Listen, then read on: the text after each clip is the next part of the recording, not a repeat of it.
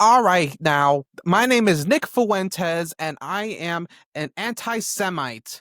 Um, wow, that was what a way to start that. But so Piers Morgan got Nick Fuentes on today, and this is something I've been waiting to see because we got Nick who has gotten a big following now, and obviously is on a cool run.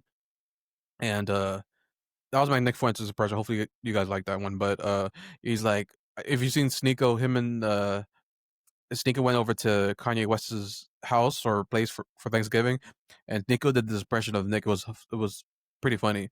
He was like, "Where'd you go?" Yeah, Candace Owens. Like he has like a nasally voice, and I'm not making fun of him. I'm just saying his voice is very contagious. I'm not gonna lie. But let's go ahead and react to this. This 2 hours. Let's not waste any time. And yeah, this is gonna be interesting. I haven't seen anything from it at all. I just came home from work and I knew I had to react to this. It's 2 hours long. Let's not waste any more time. You're a New York Times reader.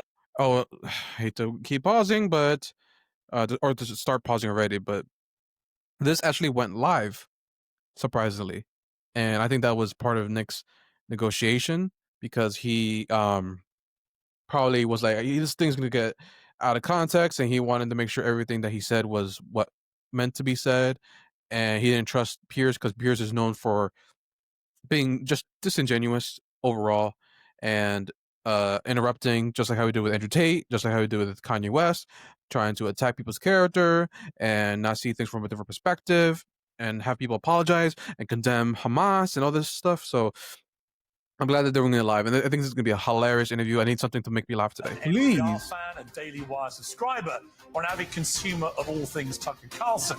For several months now, there's been no avoiding the subject of Nick Fuentes. And let's be clear, the main reason you're hearing about him is because he's popular. A large number of people, especially young men, are interested in what he has to say. What that says about our society and our culture is the subject of ferocious debate. For many people, it's a grave indictment of an insidious immorality. For others, he's a product of a culture which has turned on its own and left many young people feeling listless and bitter. He's either a litmus test for right-wing hypocrisy on free speech or a walking, talking manifestation of where the lines should be drawn. One sec. I think I have to make this a little bit this angle because I think the connection is going to be not that good. All right, come on now. And a frankly preposterous. All right, yeah, I'm gonna have to do it this way, unfortunately. Dang it.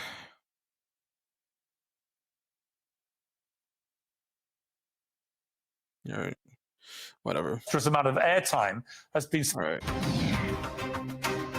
You're a New York Times reader, an NPR fan, a Daily Wire subscriber, or an avid consumer of all things Tucker Carlson. For several months now, there's been no avoiding the subject of Nick Fuentes.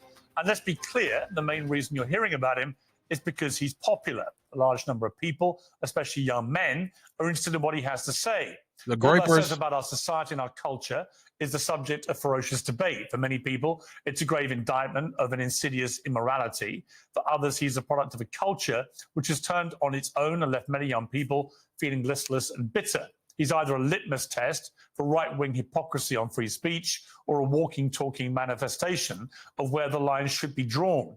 And a frankly preposterous amount of airtime has been spent on debating everything from his ideology to his sexuality and whether anyone should actually talk to him at all.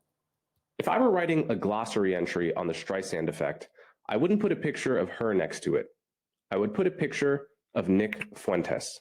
They have opted to not do so when it comes to Nazis like Nick Fuentes. Fuentes takes this guy apart brick by brick. It's a full takedown.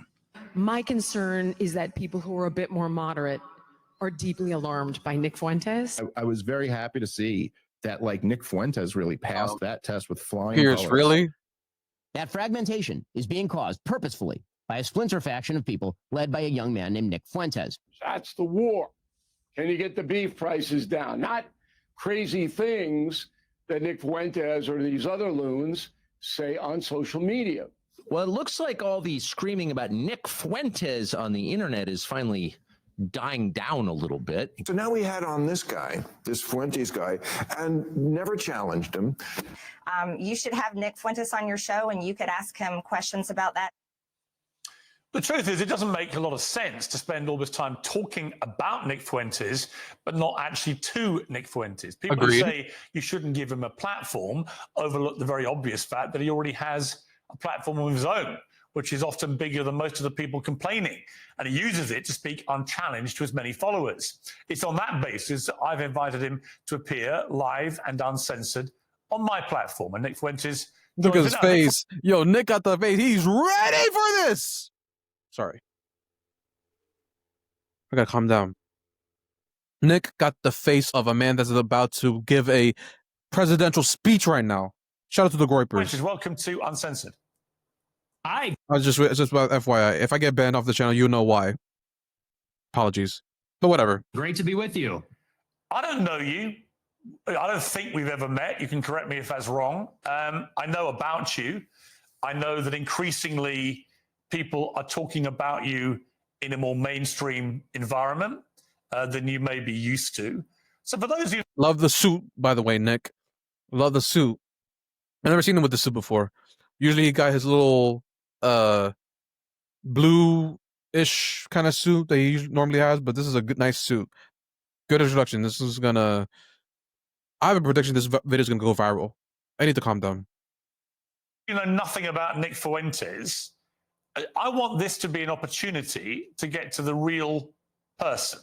I don't know who that person is, but I do want to use this opportunity to get there. I've seen you talk, as we prepared for this, in exchanges with people and on your show, saying you fear it's going to be very hostile, it's going to be an ambush, all those kind of things. I don't intend it to be overtly hostile. I don't intend to ambush you. I intend it to be an examination of what you said on the record. We'll see about that. An examination of what you believe or what you say you believe, and an examination of what your rising popularity says about the state of the conservative movement in America. So those are my goals from this interview. What are your goals? Why are you doing it? I thought it'd be interesting. And, you know, you've talked a lot about me on your show over the years, and this is the first time you actually extended the invitation. I think it might be the second, actually. I think we talked about doing it during A24 a few years ago, but you've talked a lot about me with the panel, and now you've extended the invitation to talk to me. And I think it'd be interesting for me to maybe clarify some positions and maybe get to know you a little better as well. So I'm looking forward to it. There is a belief that you have two personas. There's one that you roll out now for podcasts and for shows like mine, where you come across as reasonable. And then there's your show on Rumble, where you often come across as having, you know, a very unreasonable view on things. This is what Coleman Hughes said about you. Nick Fuentes knows exactly what he's doing. He is consciously playing this double game as part of a long-term strategy to become popular enough to take the reins of power, at which point he plans to pivot towards the extreme and unpopular policies that he advocates daily on Rumble. So first of all, what is your response to that? Before he answers the question, I just want to say there's a lot of people on the left that are very big hypocrites because they say because everyone was pissed off at Tucker Carlson for platforming Nick Fuentes, right? Even though he is like the most talked about political commentator besides Candace and Tucker, and I would argue Myron Gaines, right? And I find it very interesting that like they're like, we don't want to cancel free speech and Nick Fuentes has the right to say whatever he wants, but the fact that they're platforming people who condone violence is something that's different, and we shouldn't even allow them to even have a platform. And I'm like, last I checked, the First Amendment covers the quote unquote hate speech. And one thing about hate speech that people need to understand, just because it's something that you don't like or something that offends you does not mean that it qualifies as hate speech to the majority of people. If someone called me the S word, right, that, you know, for Hispanics, it's on me to get offended. I talk about this all the time on my channel. You can get offended whatever way you want to or how you can. But you got to understand that just because it's not what you like does not mean that the First Amendment doesn't cover that type of language, because the First Amendment, again, freedom of speech, and it covers hate speech. The only way true hate speech is a thing is if violence is acted upon it, or condoning violence as an act. And Nick Fuentes, from what I've seen from him, even people who want to talk about January 6th, he has not shown any like sign of being a violent person, which is what the media definitely implied. Like his Wikipedia, because the first time I heard of Nick Fuentes was when he had that dinner or that meeting with Kanye and Trump back in like 2000. I want to say 2017. I don't remember what year. And on his Wikipedia page, it said neo-Nazi, white supremacist, fascist, whatever. I think that's what they called it. Now, if you see his Wikipedia, it's more Christian nationalist is how you would describe Nick. So he's gotten a little bit like off that way, because again, people misconstrue certain things that he says, and that's not what he is. He's not like a Nazi. That's not who Nick is. And one thing about him though that I do give him like a little bit of pushback, where I'm like, bro, you're half Mexican, bro. Like you gotta like what no matter like he really wants to represent like he's white, and I get it. You are, but your last name is Fuentes. You have Spanish blood in you. So just I don't think he should just try to hide it that much, because we are who we are in this world. But he definitely comes across as like someone that is like and the way he talks and everything, he does like look white. But if he wanted to, he could make himself look like a Hispanic person, or whatever the case is. But he talks and sounds like a white guy, and there's nothing wrong with that. So just again, I'm sorry, I just wanted to say that out loud real quick. Well, first of all, I would say that Coleman Hughes is a propagandist. He works for the Free Press, which is run by Barry Weiss. So I think you have to consider the source. And Barry Weiss is a pro-Israel partisan. Free Press is just bought out by CBS for $150 million by Larry Ellison, or his son David Ellison. And so I think that's coming from a particular point of view. We can't pretend like that's coming from a vacuum or from some fixed position. That's coming from... Bro, a lot of people are going to get red pilled on this conversation, bro. A lot of people are going to get red pilled, and Piers Morgan is going to get a big backlash from this interview, bro. Oh man, you guys are not ready for this. A propaganda outlet that's in favor of Israel. That's first. But second, I would say he is right about the two personas. And I think that everybody understands this on some level. On my show, I make jokes and I use rhetoric and I'm hyperbolic because for a long time I had an audience that was small on these like dissident platforms. I was on D Live for many years. A lot of people don't even know what that is. And so I had a small following, and we had sort of like an in-group sense of humor and memes and things like that. And you talk about it one way on a freewheeling live stream when I'm by myself and I'm ranting, and we make jokes and we play devil's advocate. We play with different positions. But then when you sit down in an interview like this one, and people ask me a good faith question, what do you actually believe? Well, then I clarify and I say, well, here I'm not joking. Here I'm not being hyperbolic. I'm not being rhetorical. I'll tell you precisely what I believe. As far as this idea that I'm going to get power and then turn into Hitler, that just sounds totally insane to me. I'll be honest. It just sounds insane. Do you have aspirations for political power? Not really. I think that if I wanted to run for office, I wouldn't say a lot of the things that I say. I don't know that a lot of people would vote for me. I tend to offend everybody, even a lot of people that like me. So no, I'm a truth teller. I like to tell the truth. I like to do my live stream. Who is Nick Fuentes? Tell me about your upbringing. I know you grew up in the suburbs of Chicago. Tell me about your early years. Or early how? Like my childhood or a little bit later? Yeah, your childhood, yeah. Well, I grew up in... I feel bad. Nick Fuentes has told about his story so many times with Patrick Bet-David. He told it to Candace. He told it to I think Dave Smith. They were talking about a little bit about his upbringing and things like that. He's already talked about it multiple times. I feel bad. But again, you know how these guys are. They got to, start from the beginning. And I think, who was it? Did he do that with not Tucker? There's another person that he also got interviewed by.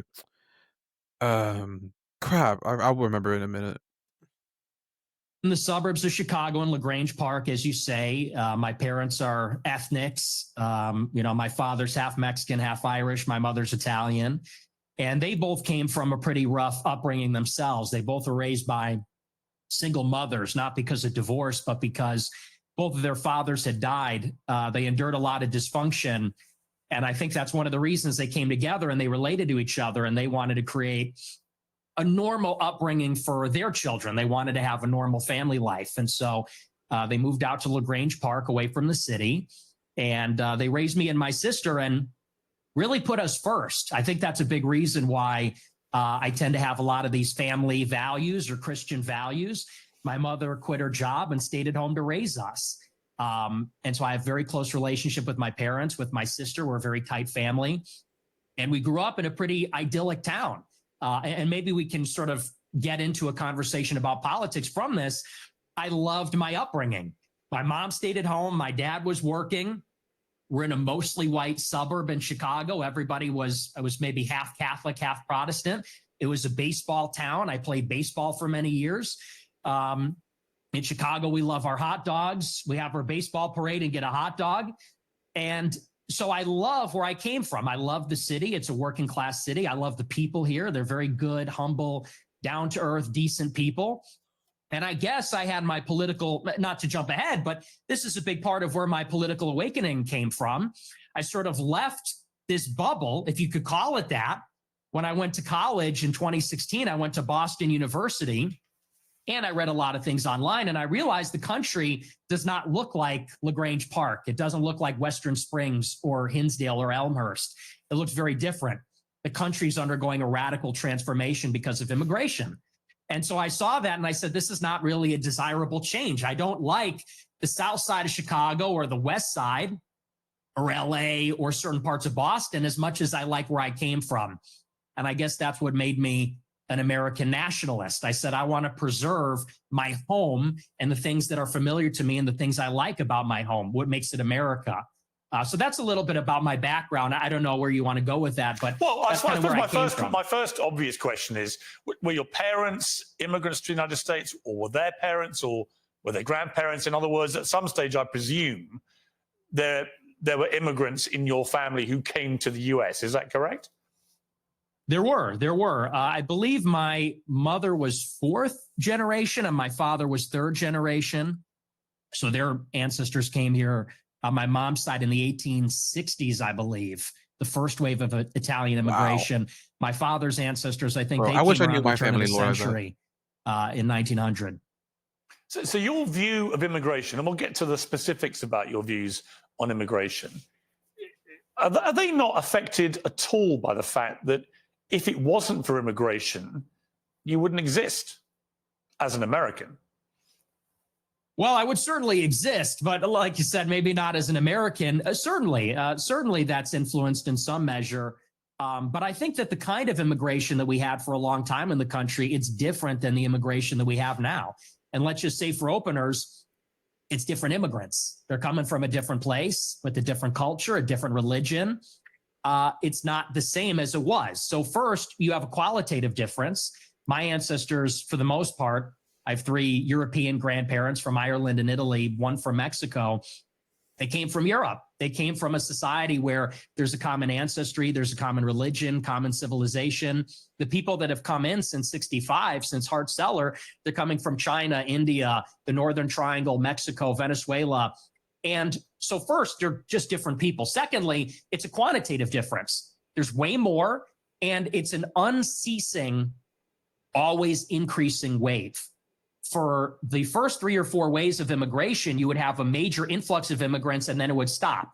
And then you'd have another wave and then it would stop. This one, it just keeps going up for 35 years and it's too many. So that's really where I would draw the distinction between maybe where I originate from. I would even just simply call that immigration. What this is an invasion. It's a completely different policy. But you mentioned, can't even call it the same thing. But you mentioned Mexico in that list, and your father is half Mexican. So, yeah, I mean, by your criteria, part of the invasion would include your father, presumably, and his immediate descendants who came from Mexico. Not really true, because when my father's ancestors came here, it was a small fraction of the total immigrants that came from Mexico. I don't believe that we should have zero immigrants forever, or even zero immigrants from non-white countries. But you have to draw the distinction. My father's father, he was here in the 40s and 50s. It was his parents, or I believe either his parents or grandparents, that came here even earlier. Up until 1965, 90% of the immigrants were coming from Europe. I have no problem with that. If we have 10% of them coming from Mexico or Latin America, maybe that's reasonable, but that's not what it is now. Now you've got 10 million illegals in 4 years under Joe Biden, and you got millions more legal immigrants from China, India, Venezuela, El Salvador. And it's so many with no break for assimilation, and they're all from non-white countries. It's transforming what America is. And again, that's the distinction. That's what makes it unacceptable. I always believe everybody is a product of their environment. Right? I've interviewed thousands of people. Maybe 3, 4, 5,000 people from all different walks of life. But the one common theme I would say is everyone's a product of their environment. And I was reading some stuff about you in the last few days. There was an episode of your podcast where you talked about your father, Bill Fuentes, and how he wouldn't take the family, including you, to certain restaurants because he believed they were associated with African Americans. We would be deciding where to go to eat, you said. What are we going to do for dinner tonight? Wait.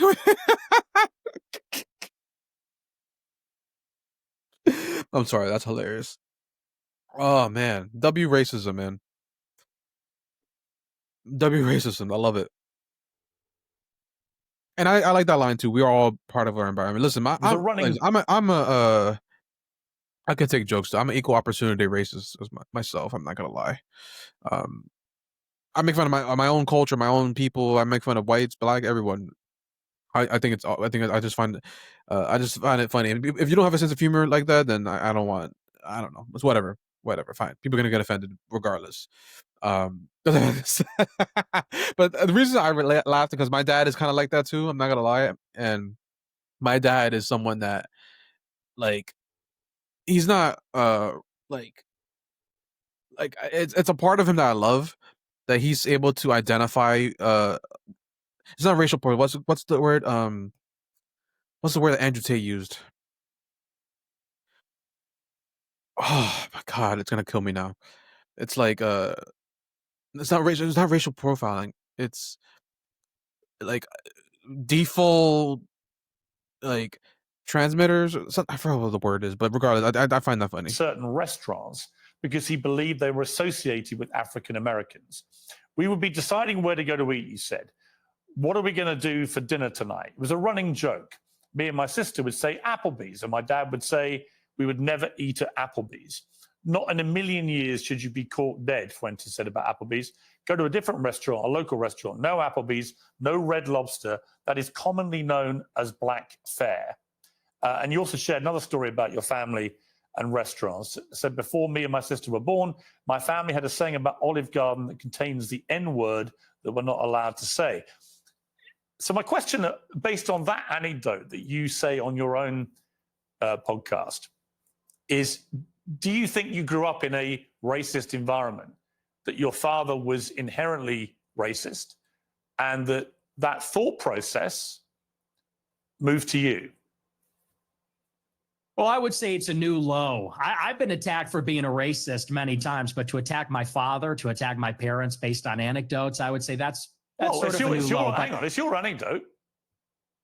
Yeah, but he's not here to defend himself. You are. And my parents are. You told the story. And I will. And I'm not trying to ambush you. As I said at the start. Yeah, I'm not going to lie, Piers. That's pretty low. First of all, you said his father's name out loud.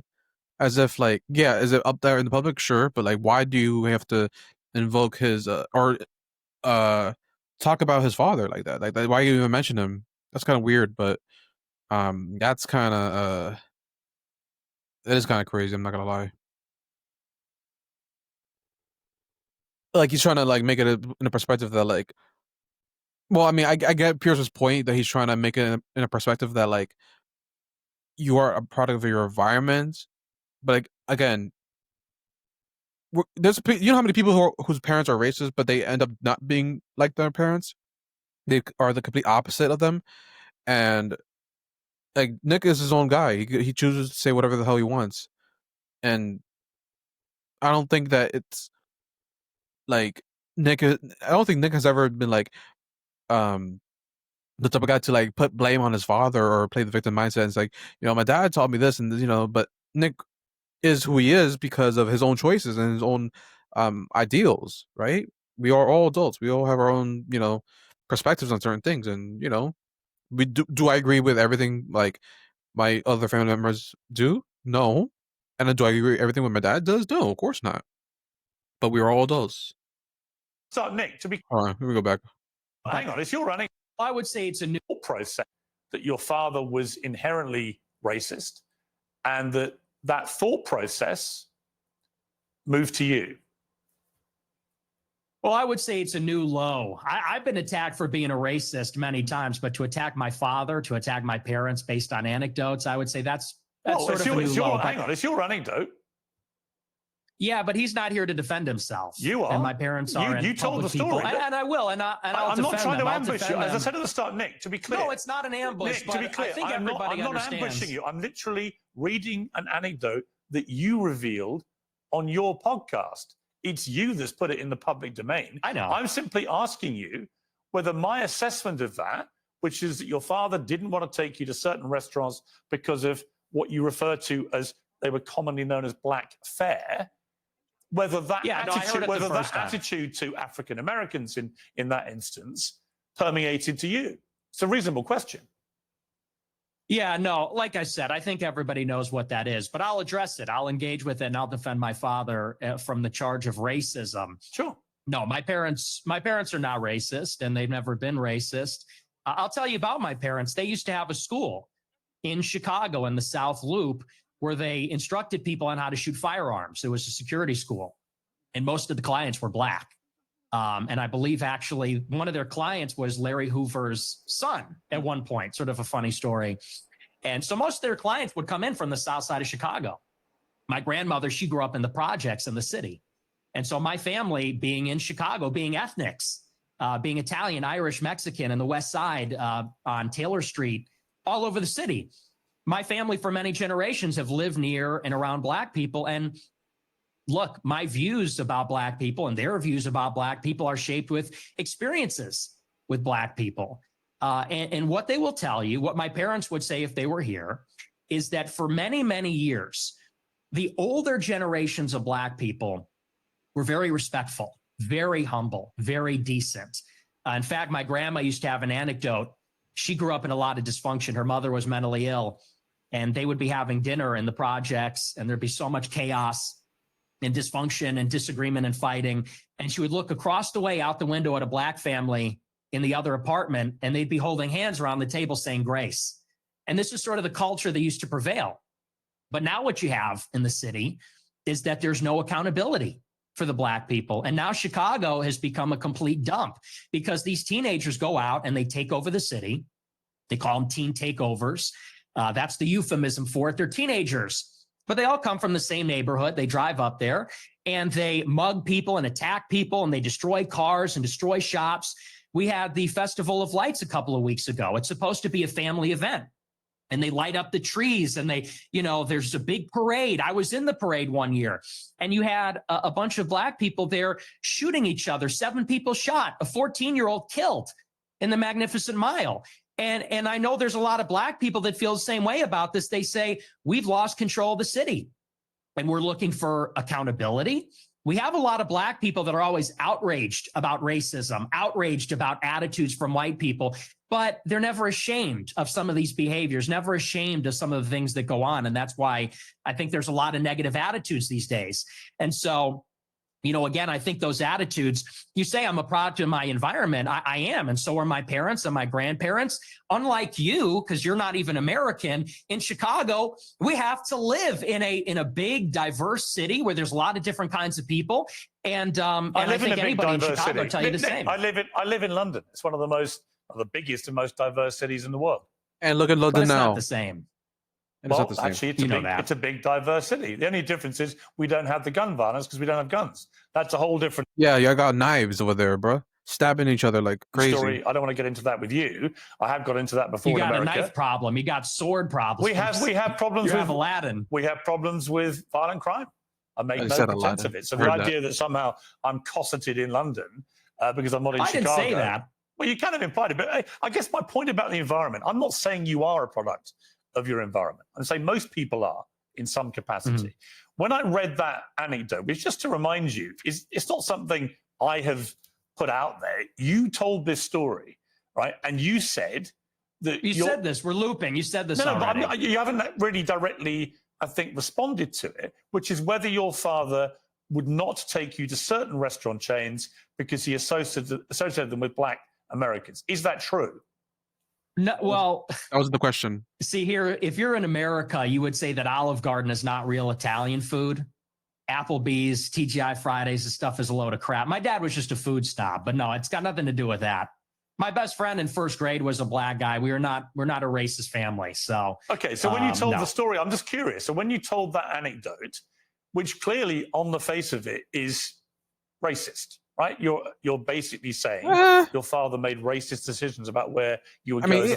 I mean, is he wrong though? I mean, in North Carolina, like there's like TGI Fridays and what's it called? What's the other one? Chili's. A bunch of blacks over there too. So it's like, is he wrong though? I don't know about that.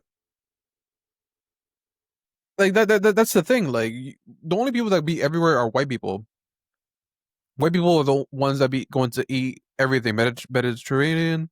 What's it called? Indian food. They go to hibachi. They go everywhere. Like, but Black people they be in those places. You know, like obviously the KFCs, the Bojangles, the Popeyes.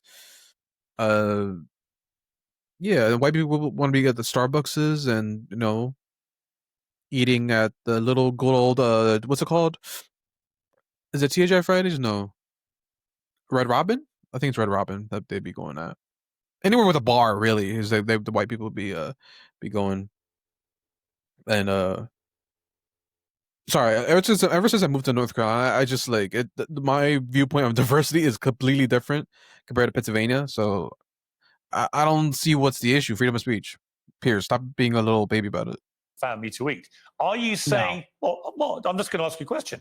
Are you saying that when you told that story, you didn't mean to infer that he was racist? And do you understand why when somebody like me reads that anecdote for the first time, as I did this week, I reach a different conclusion?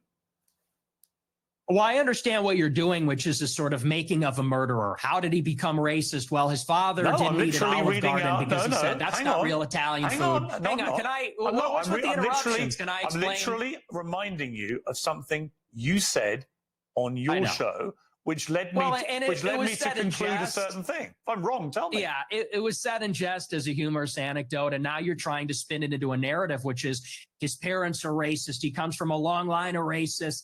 And I think everybody knows my parents are boomers. And these people come, well, you're a boomer, I guess, too, in a way, 60. right? You were born in 60. 19? Yeah. So you're a boomer also. Or maybe you're a Gen Xer. I suppose it's sort of on the cusp.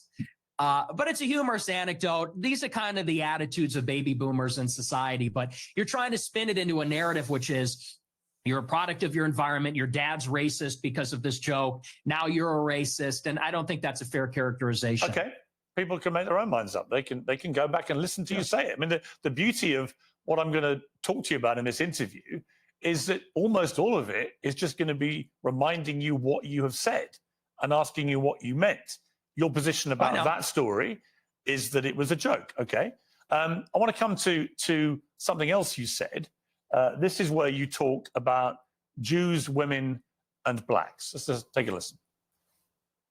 They're always coming up with, no, it's not the Jews. No, it's not women. No, it's not blacks. It's actually really complicated. No, it fucking isn't at all. Jews are running society. Women need to shut the fuck up. Blacks need to be imprisoned for the most part. And we would live in paradise. It's that simple. Okay. Love it. Would you like to clarify what you meant there? That's all true. That's 100% true. Everything I said in that clip is true. Including Yeah, I love it.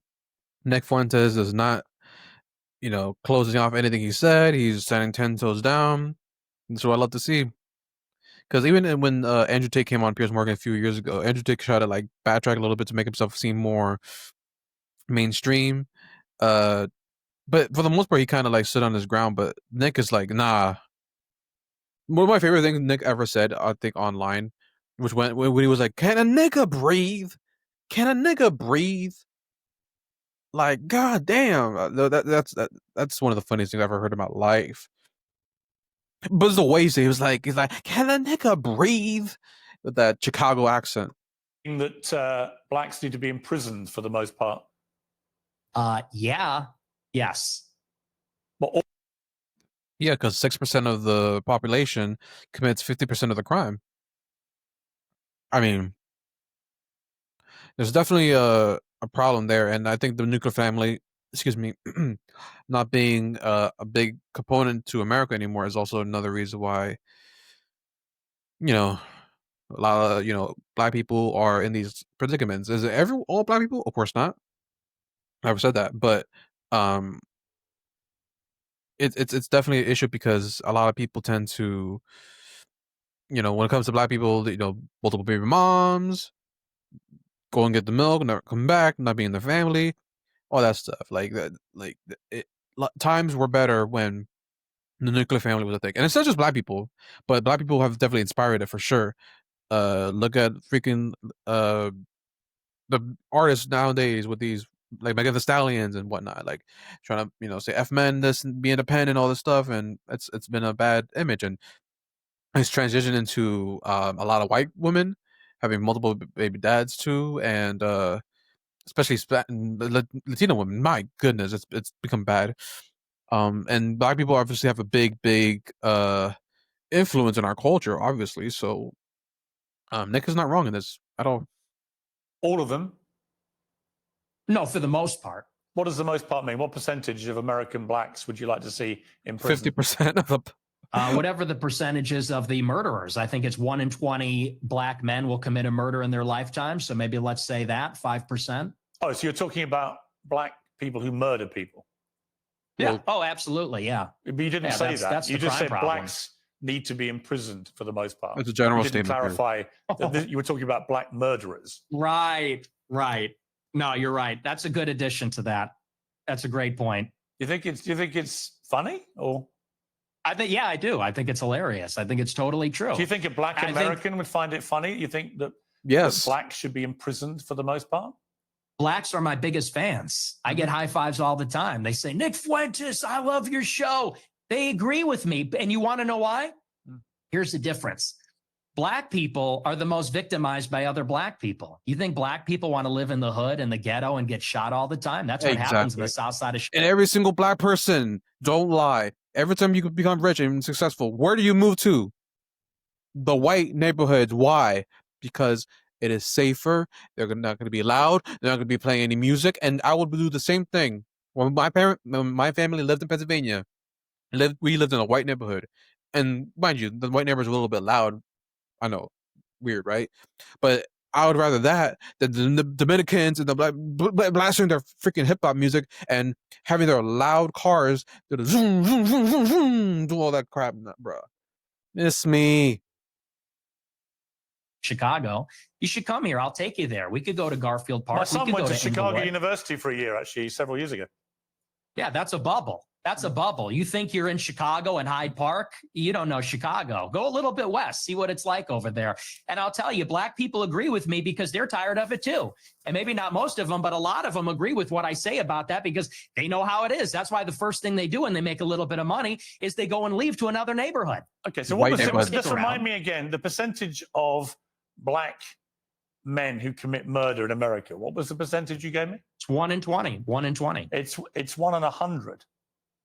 No, it's 1 in 20. No.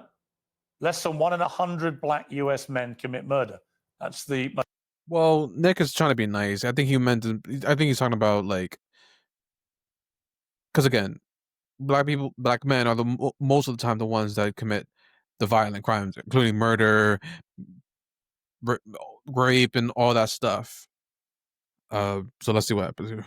most up-to-date crime statistics in America. That's not true. I've seen other statistics. They say 1 in 20 will eventually commit a murder. So your rate means that you're saying that 5 times as many black men commit murder as the official crime statistics say. Yeah, there's a report, I believe, on X by Data Hazard. I'll have to go and double check that for you. But yes, there's some pretty shocking evidence that says that it's far more alarming than you would think. Okay, but you would accept that the official crime statistics are 1 in 100, or you wouldn't accept that statistic? If it, I don't know. I don't have it in front of me, but I've seen other evidence. Like I said, Data Hazard on X, I believe, produced a report about a year ago. It said 1 in 20. But I mean, whether it's 1 in 20 or 1 in 100, that's a lot of people, Piers. I mean, sure, this is a lot of white problem. people commit murder too. Well, they do, don't they? Okay, but it's about proportionality. I mean, white people are 65% of the population. Blacks are 13%. Mm-hmm. And I think anybody would tell you that more black people proportionally commit violent crime than white people. And people vote with their feet. People would rather pay a much higher property tax. Most mass shootings. What's with the interruptions? I'm sorry. Thank you. I appreciate that. You know, you look at in Chicago, in New York. And it's funny. I knew Piers was going to go in that route, but the mass shootings, and actually, my family and I had this conversation a couple of weeks ago, where most of the mass shootings, like with Charlie Kirk, or even when Trump and the assassination attempts on him, all that stuff, we're all white people, right?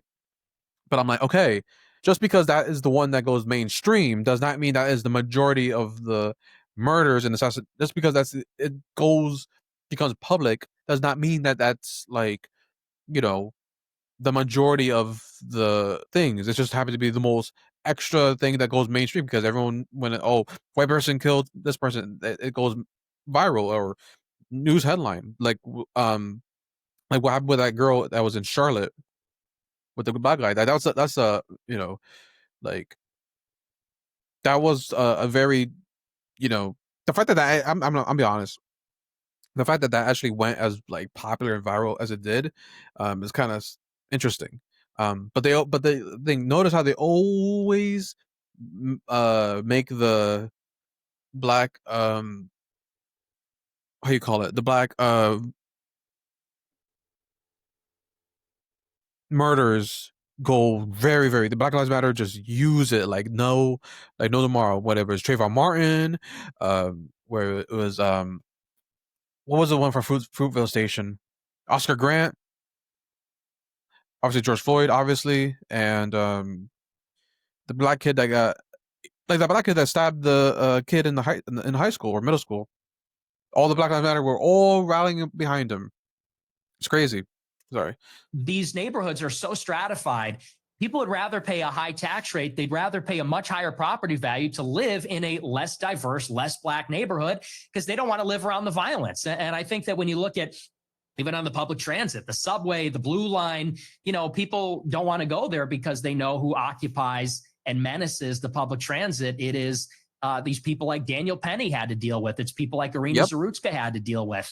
And that's just the uncomfortable reality. You've also said you don't want to live near black people. Let's take a listen to this clip. I don't either. I'm a new generation of white person. I'm not living around blacks. Sorry. I want white kids, and I don't want my white kids bringing home black people to marry. It's racial for me. And call me racist. Oh, very Christian of you. I don't give a fuck. I mean, it couldn't be clearer. I love Nick's face. Nick's face, like, yeah, America. I love it. You can't. Come on, guys. You can't help but laugh. This is comedy. I love it. If you don't find this funny, then I don't know what to tell you. I don't know what to tell you, man. Really, unless you want to say that's another of your jokes, but you're basically saying, yeah, I'm a racist, aren't you? Yeah, I'm fine with that. You're fine with saying you're a racist? We're all racist. Yes. I think everybody's racist. I think everybody, if we're being honest. Listen, we're all racist. Yes, we are all racist. We are.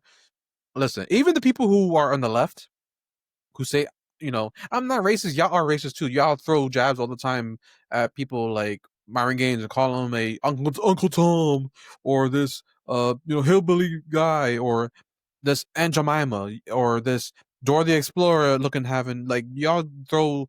It's the same equivalent. At least people on the right, at least more direct about it. Everyone's racist. Let's be all the way 1,000. Bruh, people in other countries, bruh, you want to live in Japan? There are hella racists over there too, man. Come on. Honest is racist. I think everybody, the only people that aren't racist or pretend not to be are white people to their detriment. Yep. Everybody else is racist. But earlier in the interview, you got aggrieved at the idea that your father was a racist. You wanted to make emphatically because sure my father's he's not, because my father doesn't share my same views on that. So he's the exception to the everyone's a racist. Well, everybody's a little bit racist. You're right. So maybe everybody. The difference is you're attacking my father. You know, he could get fired from his job. I'm not attacking your father. You are. No, I'm not. I don't know your father. And to be clear, I have no knowledge about him at all. Well, then let's leave him out of it. Let's leave him out of it if you don't know him. Hang on, Nick. You put that story into the public domain on your show. I'm simply reminding you of what you told everybody, millions of people, about your father. If you now want to retract it, fine. If you want to say it was a joke, which is what your position was earlier, fine. But I'm allowed to put to you things you said publicly. That's not unfair. That's not me targeting your father. You put that story about him out You know what you're doing. You know what you're doing. I'm asking you about a pretty shocking anecdote, which to me looked like you were saying your father made decisions about where you as a family would eat based on skin color of people who worked at these places. If you say, or use them, if you say that is not what you meant, that's fine. You can respond any way you like. But the idea I can't ask you about it without you saying I'm attacking your father is ridiculous. Well, you are, and you know what you're doing. And there's a political culture in America where if you have the wrong views, you get fired from your job. And my father has a job. And if you go on here and say, you charge him with racism or something, and I'm put in a position where I don't look like I'm sticking to my guns if I don't say my father's a racist, you're putting him in jeopardy, and he's not here to defend himself or explain his views. And it's very low, and I think you know exactly what you're doing, and people can see what you're doing. I'll defend my views, and I think that, so let's leave him out of it. Let's just not talk about my father because my father isn't here. I'm here. Okay, well, then do you accept that you shouldn't talk? Okay, listen, that's fine. But then do you accept you shouldn't talk about your father on your show? And you shouldn't tell... Absolutely not. Absolutely not. So it's fine for you to put a story out there which would make most people who listened to that story or watched it at the time on your show conclude that he was racist. It's fine for you to do that. But if I then ask you about it, I'm the one who's being unfair and I've crossed a... You're being unfair, Piers, because it's not coming from your... The question shouldn't be about his father. It's about whether that affected Nick's perspective on his ideals, and his ideology, his perspective on life. Like, the question shouldn't be, well, your father said this, and so, like, is that how you became? No, it should be, what gave you that perspective? Was it your upbringing? Was it someone in your family? That's more awareness, and Nick would be honest about it, right? But you continue to bring up his father in the conversation for no reason. Like, leave the man in peace. He's not there to defend himself or explain his point of view.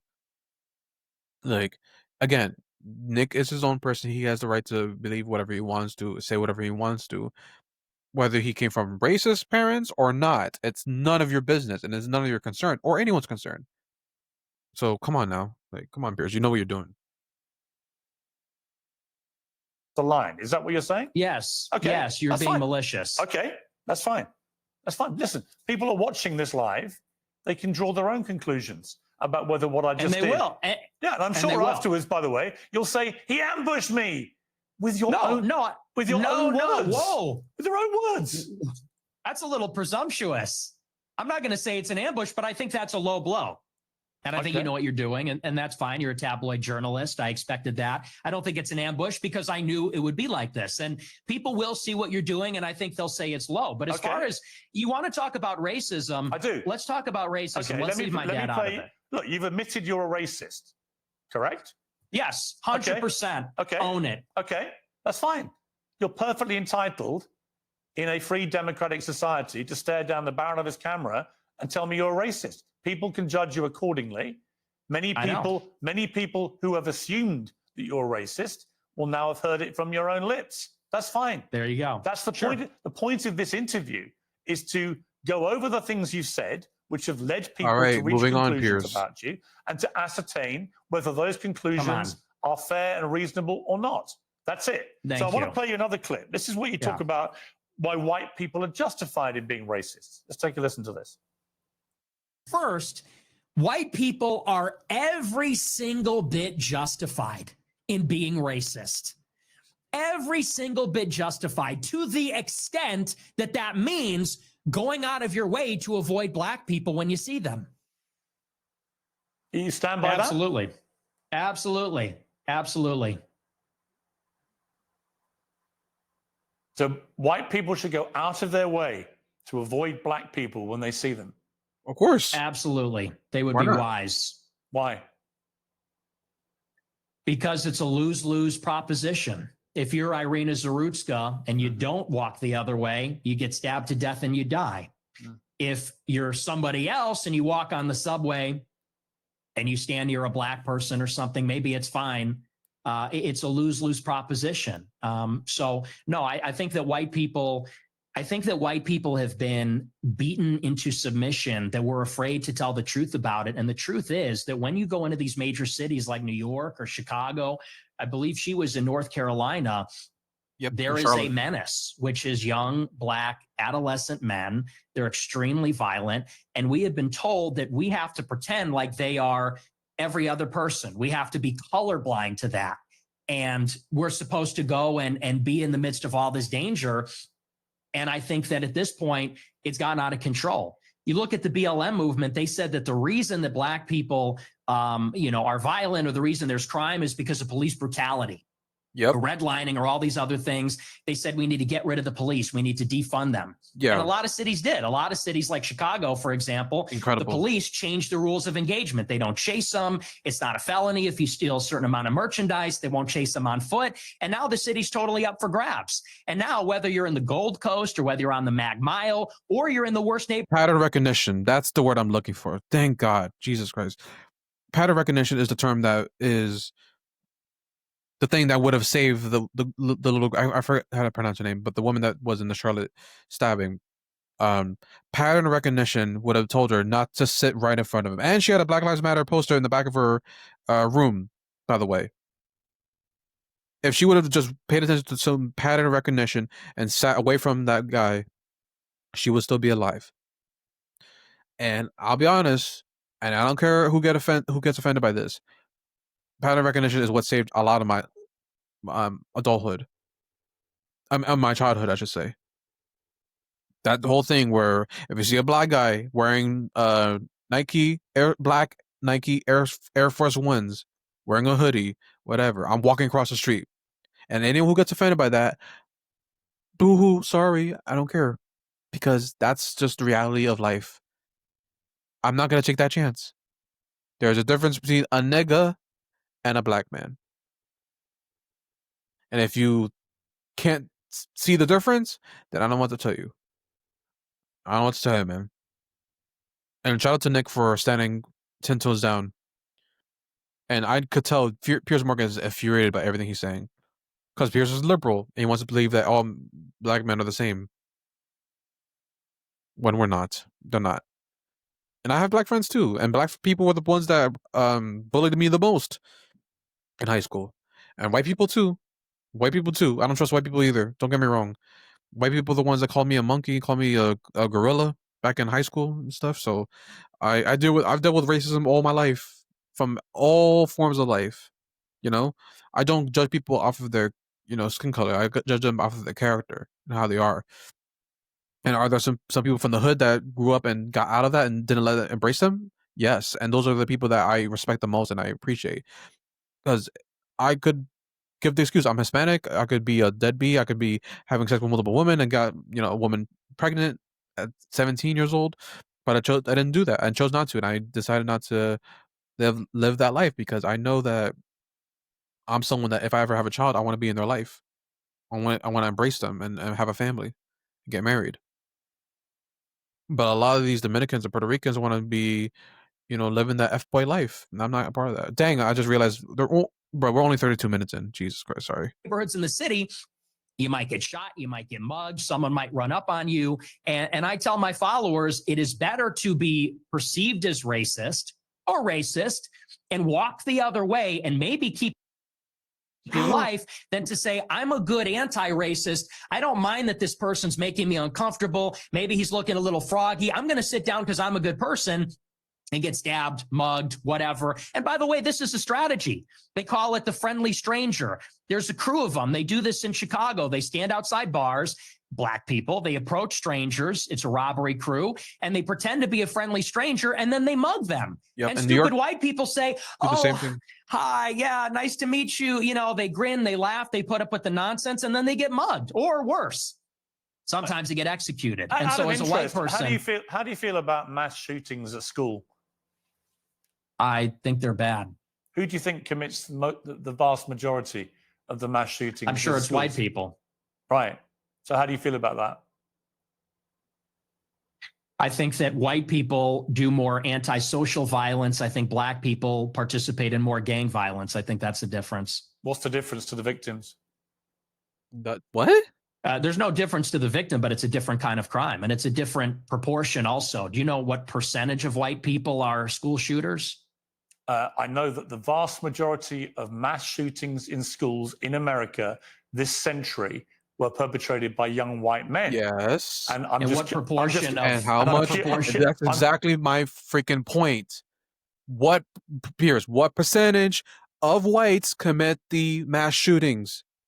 You'd be surprised. Even though that's because it's the headlines and because it's mainstream, does not mean it's the majority of white people that be doing that. Oh my God, I'm getting annoyed. Let's see, Piers. I'm pretty sure Nick is about to explain like the percentage that actually is, because again, the mass shootings are majority of white people, yes, but let's see what the actual percentage of overall that are Caucasian in America are committing those acts. Let's see. I'm curious. What proportion? I'm curious whether your advice would be to people who have kids in Wait, these is my schools. mic working? What proportion? Should they avoid white people at school? Should people with the kids at school avoid young white men at school? No. Okay. Do you know what per capita means? Do you know proportionality? There are more Black people proportionally that engage in violent crime or are involved in gangs, especially in these major cities, than there are white people that are school shooters compared to the entire white population. And everybody understands that. Two-thirds of mass shootings at school perpetrated by white people. But what proportion of white men commit school shootings? That's the question.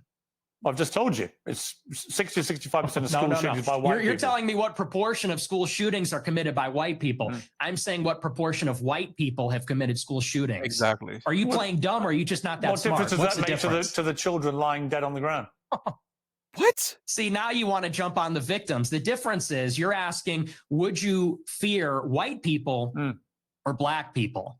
And that's the difference. The difference is in terms what I'm saying of to you is by your logic, if we now have agreed that the vast majority of mass shootings in schools are committed by white people and predominantly young white men, then presumably your advice would be to avoid young white men because they perpetrate these massacres. But it won't be because bro, that's the oh my God, Piers. I hope Nick Fuentes mentions the statistic of the 6% of if 13% of blacks, right? But 6% are Black African Americans. They commit 50% of the crime, right? That's a large proportion to show that a small minority are committing most of the violence. Then what would the equivalent of that be? Like, if the majority of America are Caucasians, what percentage of them are committing the mass shootings? Is it 2%? Probably, I guarantee it's less than the 6% of the African Americans that are committing the crimes. I guarantee it. That's an important distinction, and that's a disingenuous point of view that Piers Morgan is coming from right now. And shout out to Nick for making this live. Because they're white, right? So are you playing dumb or are you actually dumb? Maybe it's I'm about dumb. proportionality. Maybe I'm dumb. You are because you're, well, I don't think you are dumb. I think you're smart actually, but you're deliberately avoiding per capita. And everybody knows that's the difference. What proportion of white men are school shooters? It's probably 0.00001%. What proportion Agreed. of black men have committed violent crimes? It's probably like 5%. Yep. I don't know what it is off the top of my head, but it's very high. And I would add to that, even as it concerns schools, why do you think parents pay a super high property tax to live in a school district where there's white people? Because they know that if they go to the black school, it's going to be the Bloods and the Crips. It's going to be gangs. It's going to be, you talk about school shootings. Nobody talks about all the school shootings that are committed by gangbangers in and around the school and all the other violence that's associated with that. I mean, these schools in the south side of Chicago, it's just not. I have an answer for workable. you, Nick. So the proportion of the population who carry out mass shootings is actually the same for black and white. For white people, the proportion of the proportion again, of the population. are you hearing it? No. See, What's I the think the trouble with your proportion? statistics is a lot of them don't bear much scrutiny. We have a bunch of fact checkers checking all this in real time. No. He's not asking Piers. You're pretending to play dumb for a reason. You're not answering the question intentionally. He's not asking if what percentage of the shootings are white people. He's asking what the percentage of white people commit the mass shootings in America. That is the question he's asking, not what percentage of the shootings are done by overall. He's not asking that question because yes, white people do the majority of the shootings. That's not the argument here. The proportion is how much of the white population is committing those acts, which is probably, like I said, I believe less than 1%. It just happened, and also, again, people don't want to admit this too, but again, those massive shootings are the ones that go mainstream as well. It's what's on CNN and Fox News. That's what the thing. Oh, another white person that committed a crime. Let's make sure that goes main headline. Come on, bro. Miss me with that. Tendency to just come out with a lot of old baloney. And when you say, okay, well, it's true. And when you're confronted with reality, you don't like it. What's the figure? What proportion of white people have committed school shootings? With white people as the denominator and white people that have committed school shootings as the numerator, what's that percentage? For both black and whites, the proportion of the population who carry out mass shootings generally is about the same. No. Tell me the number, and then the only focus. Why is he combining both? Notice how he's combining both? That's not the question, Chris. Yo, Piers, you're dumb, bro. Receive your attention. Just when I just gave you praise for the Jubilee debate, now you want to go over here and not be doing. They're the same. You're saying that 5% of white people commit mass shootings in America, bruh. And that also, by the way, because there's a lot of shootings that go on in the last couple of years, right? But if you have to count on your fingers how many mass shootings happen in these schools and all these things that happen a year, it's not going to be 5% of the population of white people that be committing those crimes. Because that number doesn't make any type of sense. Let's be honest. Come on. Is the black shootings, the black crime. You don't want to live around black people. You want to avoid black people. You don't want interracial marriages or relationships that may produce black people.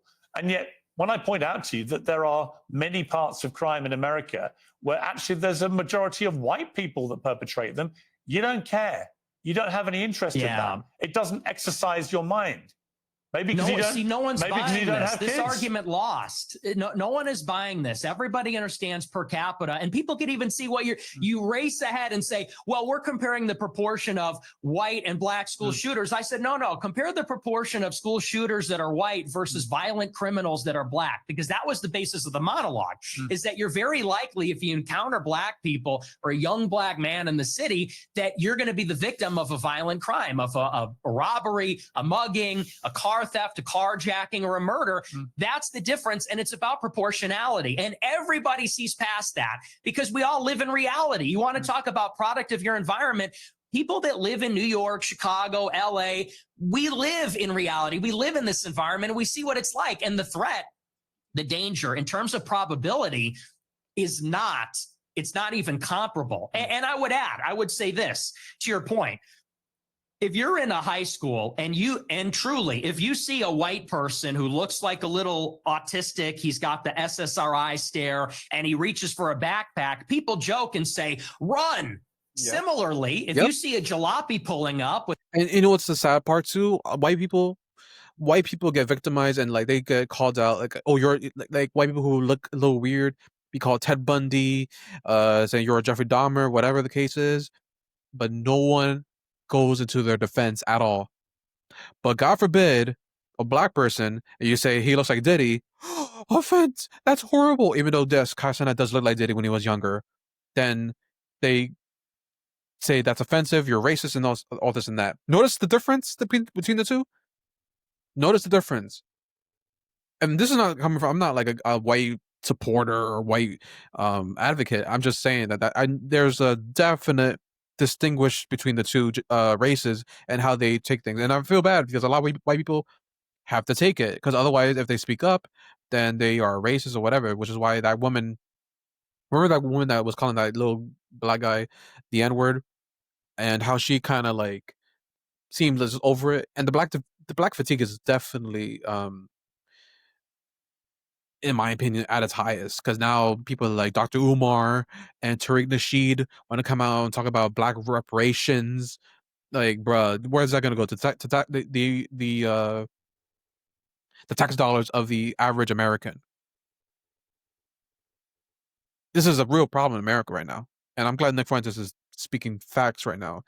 And he's just, and again, a lot of white people feel this way too. They just don't want to say it because they don't want to get canceled, get their jobs, get fired from their jobs and whatnot. But this is absolutely true. It's true.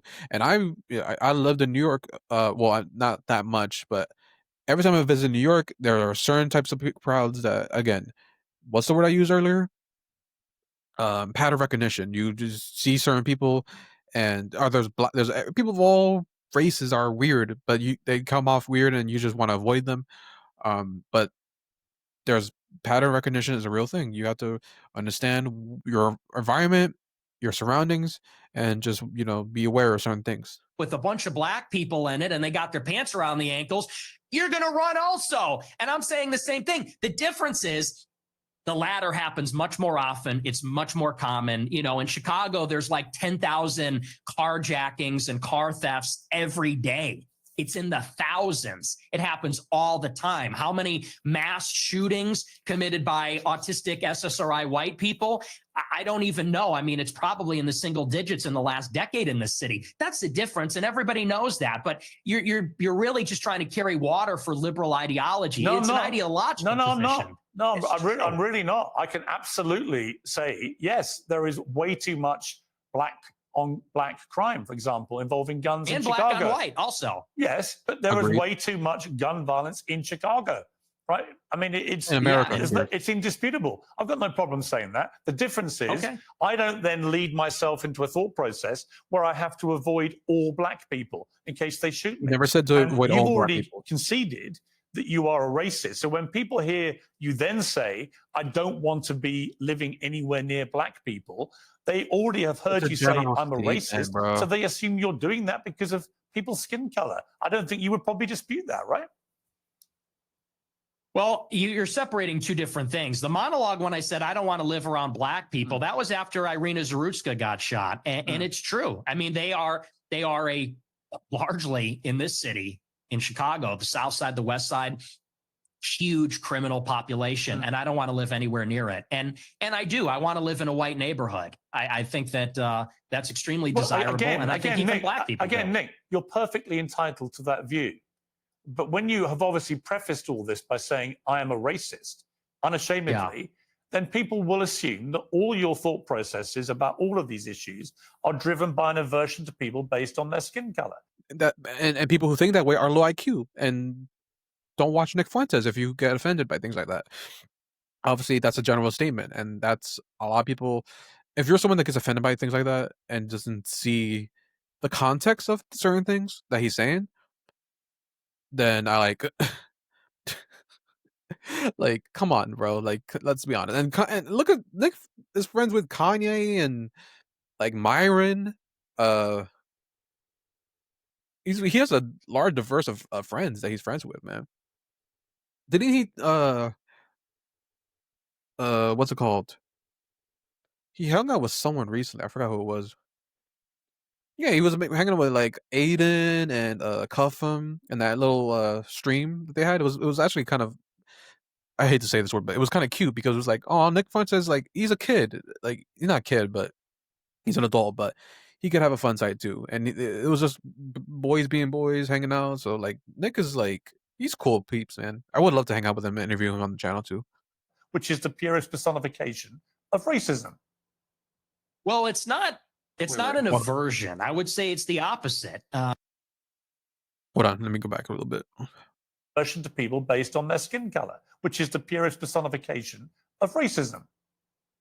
Well, it's not an aversion. I would say it's the opposite. I like my own people. My own people are familiar to me, and I think that's true across the board. I think that for all races, people seek out. That is fair. That is, I mean, I feel like that's pretty fair. If I grew up Hispanic with a Hispanic household, and I tend to be more comfortable around more Hispanic people, and not because I'm racist against whites or blacks. It's just there's certain things where coming from a Hispanic household, I could relate to another Hispanic woman, which is why I usually tend to date Latina women. That's my type, and there's nothing wrong with having that. Just like how Nick Fuentes has a thing for white girls, there's nothing wrong with that either. And I think that most people who are like in a little clique tend to feel more comfortable with people within their own race, and there is nothing wrong with that. And we all see all the time. Whenever we go to music festivals and like that, usually with white people hanging out with white people, black people hanging out with black people, and there's, again, people tend to align with what they're more comfortable with because they could kind of relate to their upbringings and have similar traits, backgrounds, all that stuff. So there's nothing wrong with that at all. Other people that are like themselves, and every other group does this, whether it's blacks, Hispanics, Asians. You know, I get a lot of attacks when I talk about that I'm against interracial marriage. And what's funny is that every other group is against interracial or interethnic marriage. Jews, but you're the Chinese, product of an Hispanics. interracial marriage. Yeah, I mean, that's debatable. Not Let's say really. for the sake of Not argument, really. sure. No, you're the product of an interracial marriage, and your father is part Mexican. You're literally, for the sake of argument, the we could very say person sure. you've just told me you want to avoid. What race is Hispanic? Is that a race? Well, what do you think it is? Oh, I agree. Hispanic is not a race. Hispanic is not a race. I think it's more an ethnic. Well, let's see what he says. I'm curious to hear about this point of view. I'm asking you, what race is Hispanic? Hispanic, of course, it's a race. It's called Hispanic. It's a mix between two races. It's a mix between indigenous Americans It's not white, and though, Europeans. is it? It's not white. Well, you're apparently more of a racial purist than me. You got like Not a really. one-drop You just rule keep thing saying you going, only want to live in a kind of. white neighborhood, but you're literally from a mixed race background yourself. You've literally got Mexican blood. I know, and I live in a non-white neighborhood too. I'm trying to get out of here, though. But I'm trying to get out. But here's the thing: Do you have any non-white? Do you have any non-white friends? Genuine question. Most of my friends are non-white. Most of my friends are not, and non-white people love my show. How many are black? The honesty. How many of your friends are black? Who cares, bro? We're really gonna do the. I got black friends too, bro. I got all my friends are black. Like, bro, who cares? Does that matter, Piers? Does that really matter? Jesus Christ. Many of them, like at least a dozen. Wow. Ye being one who you know, Sneeko being another who you also know. Yeah. So how do they feel when you say you just want to be away from any black people, walk away from them? Well, you know what Ye told me? I'll tell you verbatim what he said. That it doesn't come from a place of, and you use the word aversion. That's what he said. that it doesn't. Oh, what happened? Oh, dang. Bruh. They censored it, bro. I wish I could have watched this live. Dang it. What did Kanye say? Kanye probably said something like, don't be around them niggas. I don't want to be around them niggas too. They did nothing for me. Kanye, I could hear Kanye saying something like that. Dang it. Dang it. Well, you know what Ye told me? I'll tell you verbatim what he said. That it doesn't come from a place of, and you use the word aversion. That's the first thing I'll actually dispute. Okay. It's not an aversion on the basis of skin color, because that would seem to suggest it's like a stubborn, irrational bigotry. I don't consider myself a bigot. I consider myself a racial realist. I'm realistic about how the races are, and I speak provocatively about it. And I speak provocatively about our tribalistic instincts and tendencies as human beings.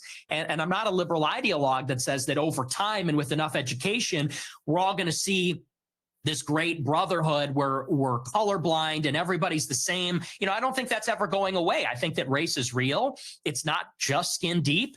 It matters to us and it matters to each other.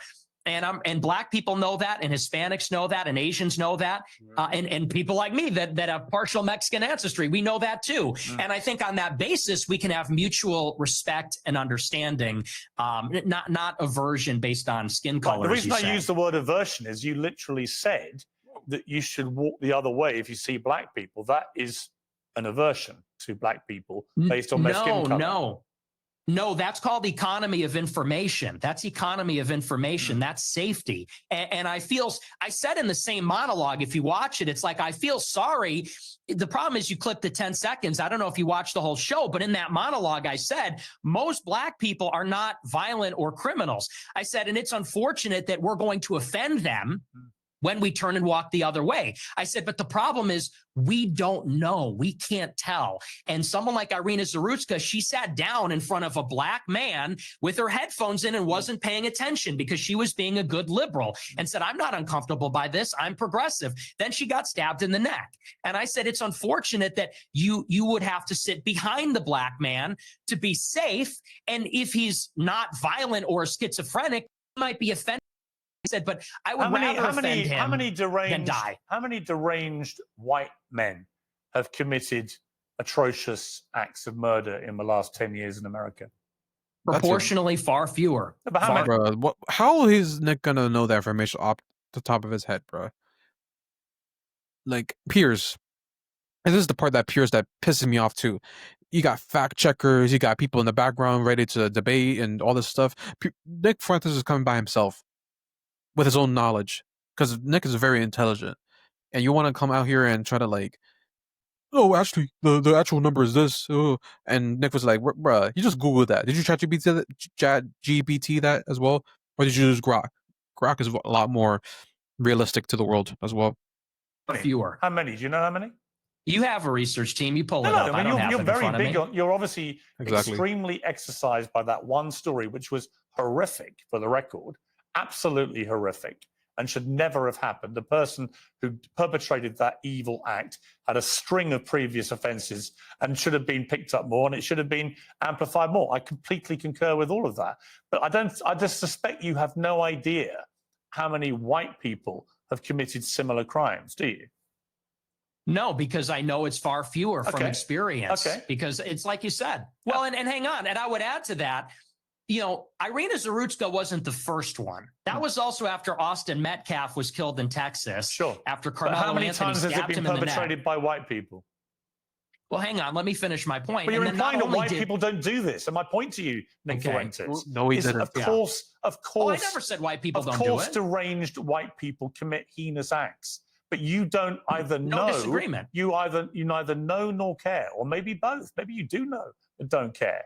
You only seem to be focused on black people who commit crimes. And again, if you hadn't prefaced the whole debate about racism by openly conceding you are a racist, I could read other connotations into what you've been saying. But once you've said, I'm a racist, and then you only talk about black crime, I think people can watch this and they can say, yeah, he is. He's a racist. And everything that he says about crime is driven through the prism of being a racist who judges people according to their skin color. Well, it's funny because it's quite on the contrary. And I said this in a similar monologue. You know, the problem is not that I wake up and I walk down the street and I see someone that doesn't look like me and it makes me angry. The problem is there's a pattern of behavior, which we've all seen. Blacks in America have become narcissistic, and they become narcissistic because they've been told they're victims of racism. They're victims of slavery. They've been told really there's no accountability. If they're rude, if they're inconsiderate, if they're criminal, they are told that they have no agency for their actions. They're being told, if you act in this way, it's because the white man made you that way. It's because the system's rigged against you. And so we have been telling black people this for a generation, and now there's no rules. Now they go, and what we hate to see as decent people, not even as white people, but decent people, even black people too, what we hate to see is rudeness, obnoxiousness, inconsideration, criminality, violence. And that's that pattern of behavior that we see all over social media, on so the just to body be clear, cam footage, you don't like black people who play the victim and are rude. Is that your position? I don't like that pattern of behavior. And who are narcissists? Hold on, I'm on X real quick. I just wanted to know what exactly Kanye said. Oh, wow. Best part was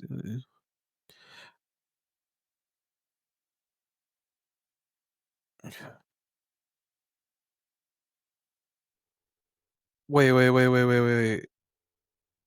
Hold on. Let me see if I have the non-white friends. Genuine question. Any of them, like at least a dozen. Wow. Ye being, well, you know what Ye told me? I'll tell you verbatim what he said. He said, so you use the N-word. I said, yeah. He goes, well, when niggas are being niggas. I said, so true. That's so true. So if they feel like they're in agreement, what does that mean? It means that even black people know how black people can behave. Even black people understand it. And they know that it doesn't come from a place of, and you use the word aversion. Okay. Now, I needed closure to know what Kanye West said. Shout out to Kanye. I see where this is going. Yeah, you're ahead of me. Narcissists. I don't like that pattern of behavior. And who are narcissists? I see where this is going. Yeah, you're ahead of me. Turn this around on you're me. ahead of me, aren't you? Because when I said, what black friends have you got? You said, I am kind of black, aren't I? No, not that. You said, I'm not saying you. I'm just saying your choice of black friend is Ye, who is arguably the #1 black victimhood narcissist in America. Do you understand the problem? So he's your friend. He's one of the very few black people you want to be associated with, but he's the epitome of what you just. How the hell is Kanye West a black victimhood mindset guy when he was literally White Lives Matter with Candace Owens? When he literally said that George Bush is a racist? When he literally supported Trump twice and got someone like Nick Fuentes like to go with him to meet Trump, and has a whole bunch of people who are Jewish that help his business run, who literally doesn't like. Wow, Piers, you really are trying here. Wow, that's crazy, man. This is sad. Said you abhor about narcissistic black people. I disagree. I disagree with you, and I'll tell you why. Because Ye, if you've ever met him in real life, I have. Yeah.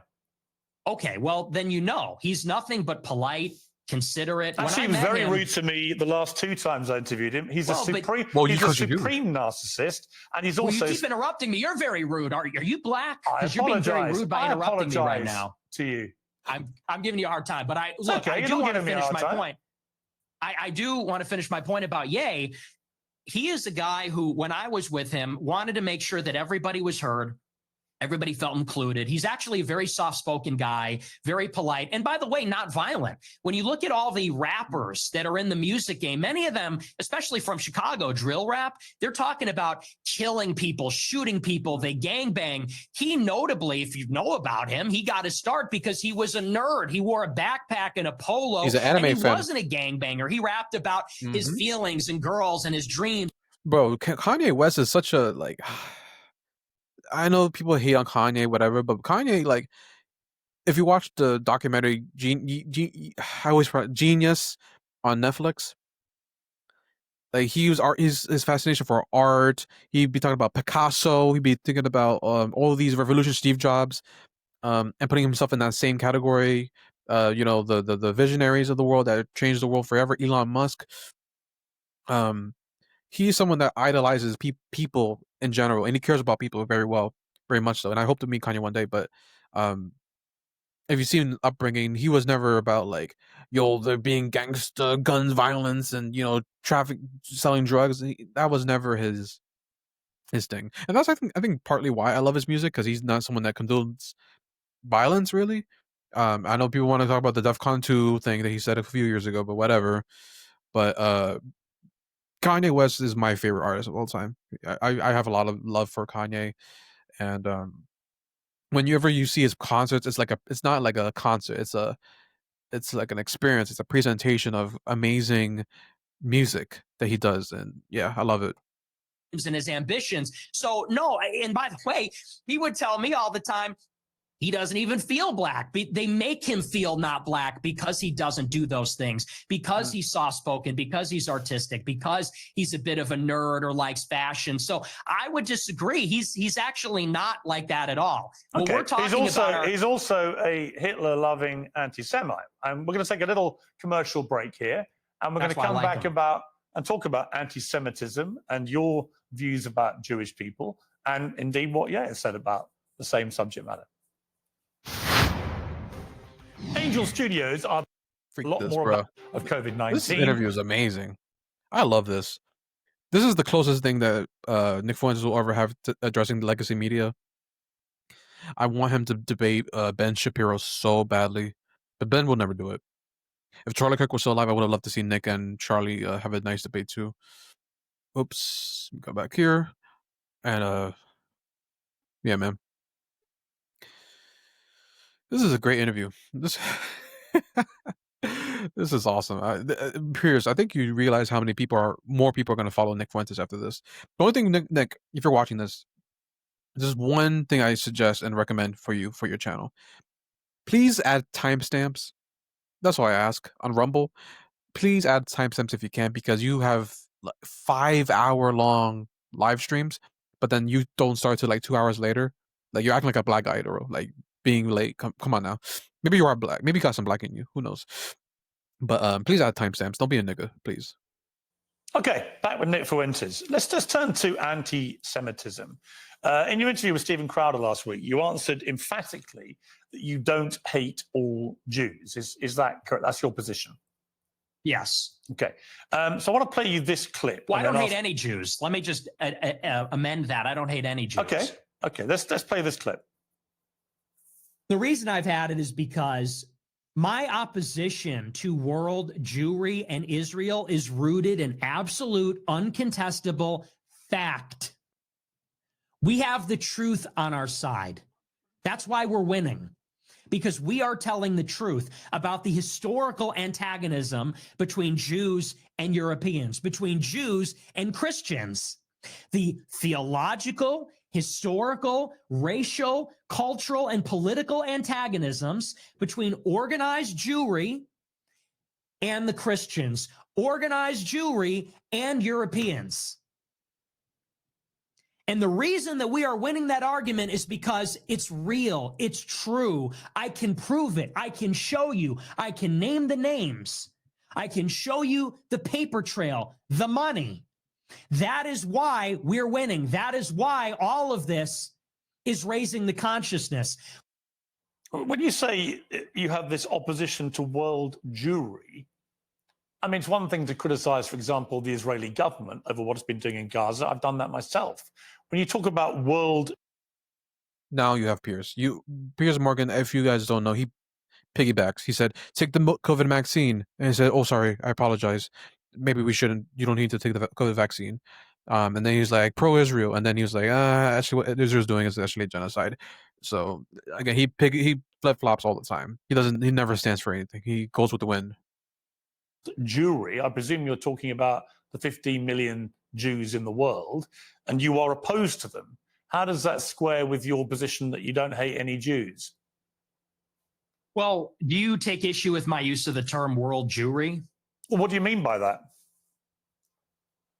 Or do you take issue with it? Do you have a problem with that? Clarify what you mean by it. Well, it's funny you bring that up. The gaslighting's crazy because I use that expression on my show all the time. I say organized Jewry, world Jewry.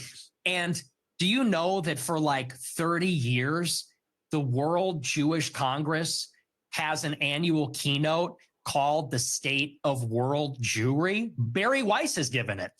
You can look it up. It's on YouTube. She gives the State of World Jewry address. But Nick, what do you mean by it? I mean, you have to talk about, there's a concept of Jewish peoplehood. It's the sense that they are part of a common nationality, a common tribe, a common people. And so where they reside in Israel, the United States, or Europe, or elsewhere, they see each other above, or maybe on a different level, alongside their nationality, their state, wherever they reside. If they're in Germany, France, the United States, they see themselves as part of a transnational nation, of an international nation. The Jews in America, the Jews in Israel, they identify as Israeli or American, but they also have something in common. They identify as part of a common nation, which I would say there's a world Jewish population. It's world Jewry. And world Jewry has representatives. There is such a thing as the World Jewish Congress, where they actually elect, it's democratic, all the local Jewish organizations elect representatives to represent proportionally the Jewish population in their area at the World Jewish Congress. And it's sort of like Davos. It's like the World Economic Forum, but it's exclusively for members of the Jewish nation that exists across the world. And so that's a real thing. And I didn't make that up, and that didn't come from 4chan. It's like I said in that clip, I read what they write. I read their books. I watch these speeches. I watch a speech from Barry Weiss. I pay very close attention. So that's what I mean by that. There is such a thing as it's a nation that exists across borders on a global scale. They're organized, and they have a national self-interest as that nation, as that tribe. So if you don't hate any Jews, what do you like about them? I like a lot of things about them. I think they're funny. I think they're smart. I think that they're pretty remarkable people. And as Christians, especially as Catholics, we say they're remarkable. And this has been adjudicated in Catholic doctrine for thousands of years. We say that they're a witness people. And so we actually, there's provisions inside of Catholic doctrine that says we need to give them special protections because they were a witness to Christ's passion. So, this is why you can't clip the show. You have to watch the whole thing. I say this repeatedly in interviews. I do think they're remarkable. By definition, they're exceptional people. It's just that there is a sort of natural opposition between them and Christians because of the theology. We believe that Christ is a Messiah. They don't. Yes, they right. have been a minority in Christian lands for thousands of years, and they have been pushed around and expelled, and they've been persecuted and segregated. And that's why there's a lot of paranoia. There's a lot of distrust. There's maybe some sense of chauvinism among Jewish people. So there is, like I said in that clip, there is an historical antagonism between these two peoples, between Christendom and Jewry, and that has always been the case in Europe. But I don't hate them, and I think I actually sort of understand them in a weird way. I think that because I've studied a lot of their politics, I think I really kind of know them in a way, and it doesn't come from a place of hatred. Do you have any Jewish friends? Aiden Russ. I do. I have many, yes. But that's weird because you said this. Look at this thing. Jews and Christians have never been friends, ever. Not since Jesus Christ fought with the Pharisees have we ever been friends. Not since Saul was leading the charge persecuting the Christians. Not since the Roman Empire, not since the Middle Ages. Never. We've never been friends. We've never been allies. We've always been set against each other, actually. How much you want to bet that Ben Shapiro is the one that sent all these clips to Piers Morgan? How much you want to bet? And even here in the United States, it was communist Jews who were the architects of both communism and the civil rights laws that are And notice the aspect ratio. They definitely just like screen recorded this and sent it immediately to Piers to be played onto the show and downloaded it into the streaming software that Piers is using. Because obviously, as you see, that's the same background that Nick Fuentes has, and it's zoomed in. So like they were like, oh, let's make sure they get the nice close up of Nick, because his setup is not this close to his face ever. Possessing white Christians of their land and civilization. So Jews and Christians have never been friends ever, except for you and your Jewish friends. Yeah, so easy. As peoples, as nations. Got it. Not saying every individual Christian, and of course there have been Christians and there have been Christian converts to Judaism, Jewish converts to Christian. You're nodding your head, but you're asking this. I'm saying as peoples, they've never been aligned. As a Roman, I'm a Catholic okay. like you, and I have many Jewish friends. I'm just trying to compute what you're trying to say, which is Jews and Christians have never been friends ever. And I'm like, well, you have Jewish friends. I have Jewish friends. We're both Catholics. Therefore, we're Christians. So it doesn't really quite add up. Well, like I said, as peoples, there has been an historical antagonism as peoples. And you could even say the same about blacks in the United States. Of course, there were black and white people that were friendly with each other, but in many ways, they were set against each other as groups. And I think that's easy enough to understand. The reason that many people think you're anti-Semitic is that you have regularly downplayed the Holocaust, and in particular, the number of Jewish people who were murdered by the Nazis. It's been said that you believe no more than several 100,000 have been killed. And I want to play you this clip. People talk about, well, what about the gas chambers? Well, to the extent that that's real, I find that hard to believe, but to the extent that's real, there have been atrocities committed and genocides committed in all times and all places. Let's acknowledge why Hitler casts the long shadow. Because that confers a political benefit upon Jews. That's why. It doesn't really sound correct to me. Wait a second. It takes 1 hour to cook a batch of cookies, and you have 15 ovens, probably in 4 different kitchens, right? Doing 24 hours a day, every day for 5 years. How long would it take you to make 6 million? I don't know. It certainly wouldn't be 5 years, right? The math doesn't seem to add up there. You think that's funny?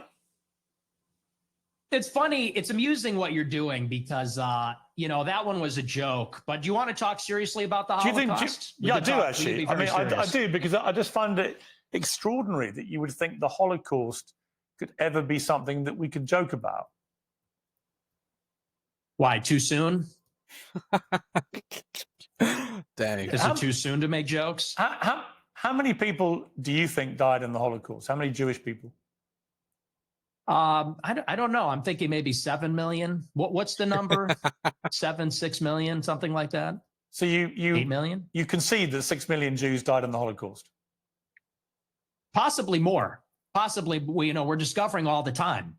So it could maybe even be more than that. So why have you doubted the numbers in the past? I'll tell you why. I really think that every death is a tragedy, however many Jewish people died in the Holocaust. And I'm not a World War II historian, so I'm actually open to believing the official narrative, and I've read some of the conspiracy theories. And to tell you the truth, it's a rigorous debate. But what's interesting about this is in many countries, it's not even legal to talk about it. Yep. And that's really... There's a lot of countries. In the UK, it is illegal to talk about denying the Holocaust. You'll go to prison for that. And even on X, I think it's you can get your channel banned for even denying the Holocaust as well.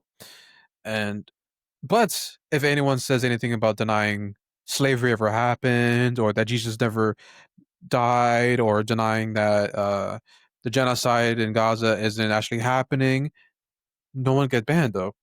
No one gets questioned. No one gets shut up and quiet down to not speak up about that certain topic. Dang, this is gonna get my channel banned, but whatever. This is it's a very interesting thing that exists within the world. That it's illegal to even deny something that happened back in the 1940s and 30s when you know I don't maybe a small group of people that who you know were there are still alive to this day, maybe. But I just find that very interesting. Um, I'm not saying I'm a denier. I'm not saying that at all. I just find the fact that it's illegal when there's and that you could go to prison for that, but is saying things as evil or as bad as you know um committing murder, committing rape, SAing a woman. Is prison time really the equivalent of that? That is that much of an evil where that is the equivalency where someone could go to prison for that? Like trafficking and selling drug, all this stuff, that is the equivalent of denying the Holocaust. I find that very. Let me ChatGPT that real quick. Even though I hate using ChatGPT because they bunch of how many. Let me keep playing this while I look at this. Really, where my interest in the Holocaust begins and sort of ends, to tell you the truth, is that if you wanted to question the number, you would be put in jail in about, 17 or 18 European countries. And I think that's really the more interesting conversation, which is that this is almost like a religious dogma in the West. No other genocide, no other atrocity is treated like this. Could you imagine if in the United States they said the number of Palestinians killed in Gaza is 100,000, and if you 20 to 21 countries, it is illegal to deny the Holocaust. you don't say that, you're going to jail, you're banned on X, you can't have a job.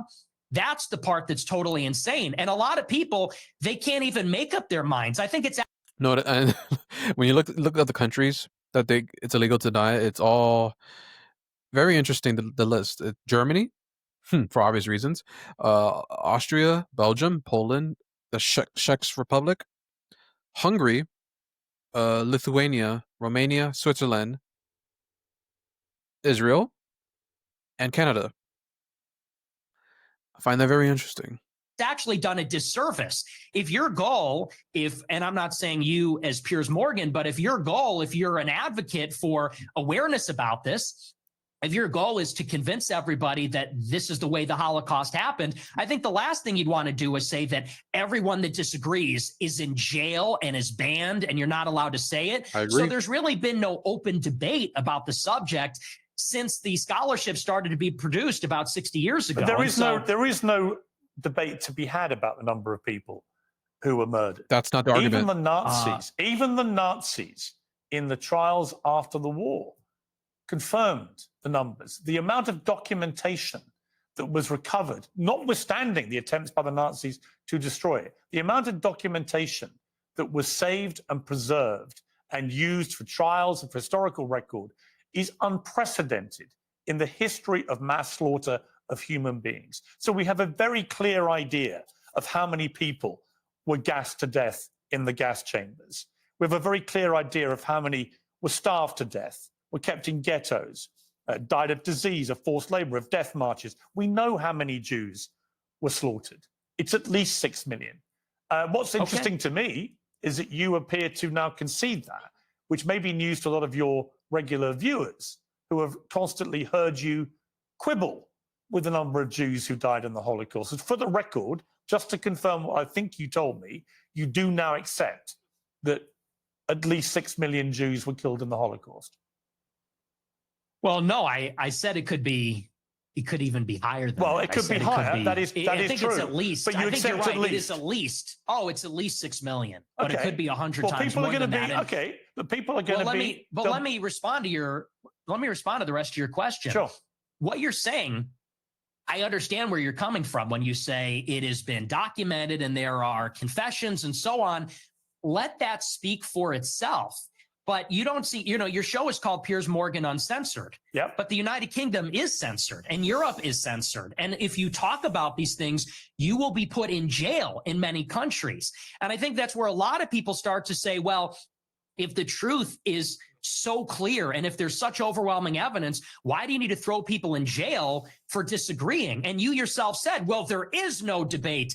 I think everything is debatable. I think everything at least should be debated. And if the evidence is very one-sided, let the evidence speak. Don't throw people in jail. So do you think that Holocaust denial laws should be overturned?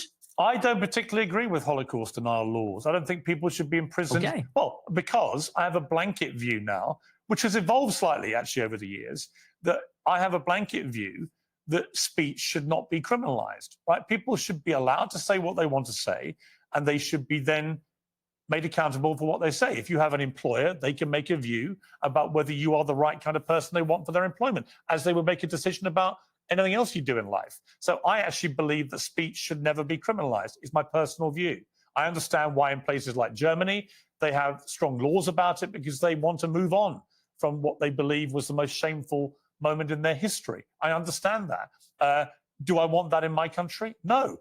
Am I appalled by what has been going on with free speech in the United Kingdom in the last 2 or 3 years? Absolutely. It is ridiculous that people have been frog marched to prison cells for stuff they put on social media, right? So yeah, I do. I think what is more interesting to me about our exchange is I was not expecting you to go the opposite way. I was not expecting you to be so emphatic. Well, Piers, he's being sarcastic. Let's be honest. At least 6 million Jews died in the Holocaust. And there'll be people watching this who I think will be very surprised by that, because you have built a reputation for being, if not a Holocaust denier, then somebody constantly questioning in a downward way the number of Jews who were murdered. That doesn't appear to be what your position is now. No, and here's what I would like to see for my entire career. When I started my show, it started with a good faith inquiry where I was questioning a lot of these narratives. And I said, what is the answer on the other side? But what I found is that the answer was criminalized. So when you would talk about anything regarding Jews, Israel, the Holocaust, you could be in favor of the official narrative on those things. If you went against, you were banned, censored, and in some countries jailed. And so I actually haven't made up my mind on that because that's not really a matter of interest to me. And there's a lot of analysis and scholarship on both sides of the issue. And I've read both sides of the issue. And honestly, unfortunately, it's hard to judge because there's never been a debate on it. And there's never been a debate because of the stigma, because of the censorship. And I think that leads a lot of people to say, well, what do they have to hide? Because you can say on your show, well, I'm personally against Holocaust denial laws, yet they still persist and the social consequences still persist. And I think that is the anomaly. And people have to wonder, okay, why is it that way? And what I said in that clip is the reason the Holocaust casts a long shadow is because it confers a political benefit upon organized Jewry. That is what they always fall back on. They cannot be criticized. They cannot be named. They cannot be talked about, lest there be another Holocaust. And no other tragedy is treated that way. And no other ethnic group has a get out of jail free card. Just play that. Anti-Semitism and Holocaust. You can do whatever you want and defend all your actions. That's the part that people are getting upset with. That's the problem. I don't know any right-minded person who believes that Jewish people weaponized the Holocaust for their own personal get out of jail free or whatever you called it. You don't know anyone that does that? That believes that? I'm sure there are some people that do that, but it's such a ridiculous generalization. The truth is that most Jewish people have lost relatives in the Holocaust. In fact, I want to play you two clips. One is where you talk about Adolf Hitler. Hitler was a pedophile and kind of a pagan. It's like, well, he was also really fucking cool. So, time to grow up. We're not children anymore. Am I right? Am I right? Am I right, boys? Am I right? Let's go. He was also really fucking cool. Do you regret saying that? Saying a fact? No, that's absolutely true. You think Hitler was very fucking cool? Wait a minute. I do. So, Piers, you censored and cut out the part when Nick said that Kanye said that niggas gonna be niggas, but you could keep this part of. Okay, if you say that. No. One of them. And I'm tired of pretending he's not. Well, to be honest, this is the problem. You see, it's a bit like when you just say, "I'm a racist." You're a racist who thinks Hitler's cool, but you're not anti-Semitic. If you're a Jewish person watching this, what are they thinking? I'll tell you what they're thinking, because I've got a friend of mine called Danny Finkelstein, who, when he heard I was interviewing you, he's a Times journalist in the UK, very eminent journalist here, and author, who wrote a book about his own family's experiences at the hands of Hitler and Stalin, because he also told Tucker Carlson that you admire Stalin. But let's just take what Danny said here. Hi Piers, it's Danny Finkelstein here. As you're interviewing Nick Fuentes, you might try suggesting to him that he reads my book, Hitler, Stalin, Mum and Dad. It's called Two Roads Home in the United States. Since he says he's on Team Hitler, you might like to ask him about the fact that Hitler arrested my mum, tried to starve my mum to death, did starve my grandmother to death, sent my great aunt to the gas chamber, my great uncle, my cousin. My grandmother on my father's side ended up being one out of 7 children, the only one that survived Pierce, the war. So you might ask him whether he wouldn't rather be on Team Mum rather than Team Hitler. And as for celebrating Stalin's birthday, well, Stalin took my father, sent him to a state collective farm, sent my grandmother and to a state collective farm, sent my grandfather to the Gulag. You might try asking him why he doesn't celebrate Dad's birthday rather than Stalin's. It may all be a big joke to him, but he complains that he was 18 when someone tried to cancel him. Well, Stalin and Hitler arrested my mum and my dad when they were 10 years old. So perhaps he might like to reconsider his joke. See, that's the reality of your jokes, although I haven't ascertained yet whether you are joking when you say that Hitler was very fucking cool. Are you joking, or do you actually think he was very fucking cool? The most genocidal monster of the last 150 years? Yeah, the thing is, I would argue that I would say Benjamin Netanyahu is a little bit worse. Like, Netanyahu is committing a genocide in 4K right now.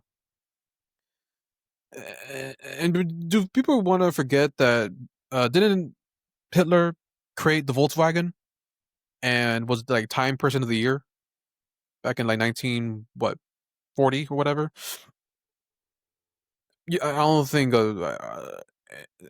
And also,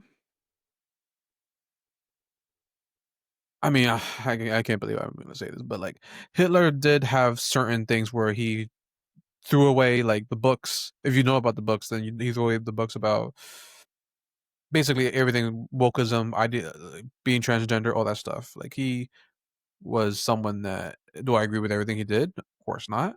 But he did have certain things that is kind of crazy, that he used the power of his voice to take over his country. That's pretty impressive. And that's something that, like, I don't think we've ever seen truly to this day. Most people usually take it by force, but he actually did it by the power of his voice.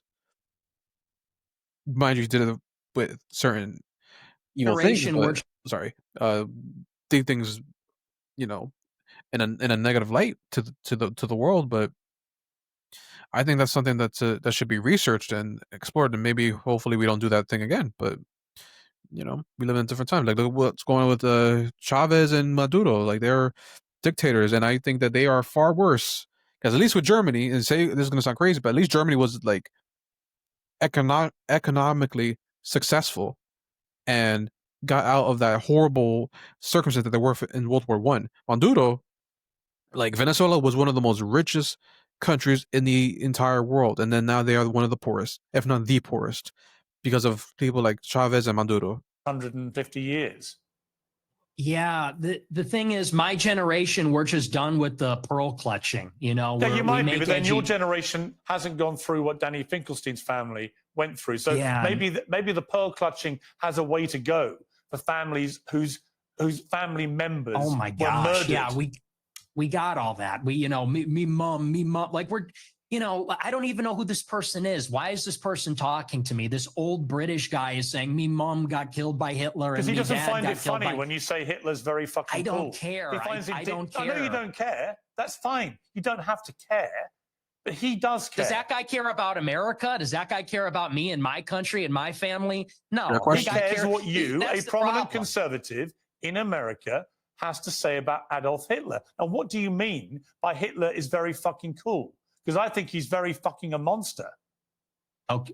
What kind of sentence is that? And that's a clip. I think he's very fucking a monster. Do you hear yourself? Yeah, I mean, do. can we all grow up? I do. Can we all grow He up? murdered That 12 is just million people. childish. He murdered 12 million Okay. people. What is very fucking cool about that? Tell me. The edits, it's just cool. The uniforms, the parades, it's cool as a guy. You look at World War II and it's fascinating and it's interesting and it's compelling and it's cool. And And guess we're what? just tired of Adolf Hitler, and this is gonna sound so messed up. He is one of the biggest inspirations for pop culture right now. Star Wars would not exist without certain things like Hitler. All these movies, World War II, Saving Private Ryan, all wouldn't exist without because when it's funny, this sounds crazy as hell. Every archetype of a villain, when it comes to evil, what do people usually say right after this man's like almost as bad as evil as Hitler? Hitler's the most evil person, and they haven't seen anyone as evil, and like every ounce of evil is compared to Hitler, inspired by him mainly. And I find that to be very crazy, and the fact that his influence is still talked about to this day in the modern world, and who is our president, and who does he get compared to literally all the time by people on the left. I think that says a lot about his influence into the world, and his legacy. As much as people want to call him evil, whatever, it's like it's something that I think is not. I'm not glorifying him. What he did was evil, but there's a lot to say about what impact he did 100 years later, or maybe not even. We're about to be in the 30s or like 90 years later, whatever it is.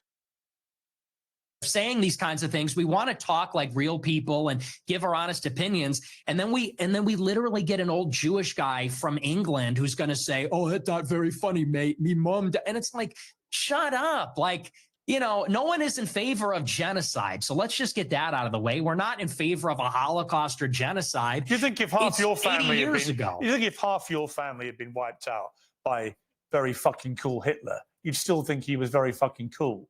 Or would you think that actually he was a despicable monster who murdered 12 million people, who targeted people because they were disabled or Jewish or Romani Gypsy or whatever it may be, and that he systematically destroyed people, incinerated them in gas chambers? Do you think that you would find it very fucking cool if your family had been through that? Or do you think you would find it very fucking disgusting?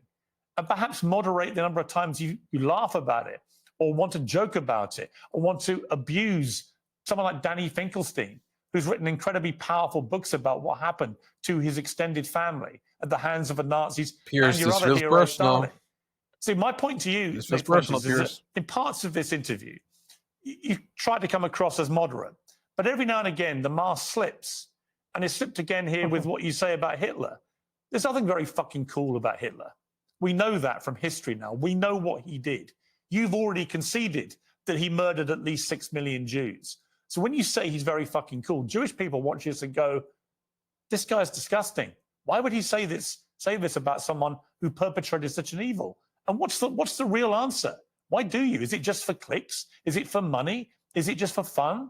For shits and giggles? What is it? What motivates you to say something like Hitler was very fucking cool? It's for this. It's for all of this. And the lack of self-awareness is amazing. You're a boomer. You're a 60-year-old boomer. And we've spent maybe 3 minutes on you saying, he's a really fucking monster. He incinerated people. And I'm sitting here saying it's not that serious. It's not that deep. And not that what serious. I'm getting at. Not that serious. Do you want to say more about he's a monster? You're not a kid yourself anymore. You're not a teenager. I know. Right? You're I know. You're nearly 30, to be clear. Yeah, okay? You're a fully formed adult who has a brain, right? And at some stage, that brain is taking you off these rabbit warrens. Is this an interview or is this a lecture? Can I respond to what you're saying? I want you to explain why you think it's fine to say how fucking he cool was gonna Hitler explain is, it, Piers. and You to would let him. dismiss the very powerful 90 seconds from a British journalist who lost a lot of family members to the Nazis in such a callous, dismissive manner. I don't think it's powerful. I think we've been hearing that our entire lives. Okay. The Schindler's List. Let's just be honest. The propaganda is over the top. We have been in America. What about and the Schindler's everywhere. List? Hey, Tell me about the Schindler's List. Well, tell me about the Schindler's List. I'll tell you about it. We have been browbeaten as a people, as Americans, as Westerners for our entire lives. And do you know what this has done? It has taken away any sense of pride, any sense of love for our own civilization. We have been made the villain in our own story. We have been made because, well, let's just be clear. It doesn't begin and end with Hitler is a monster.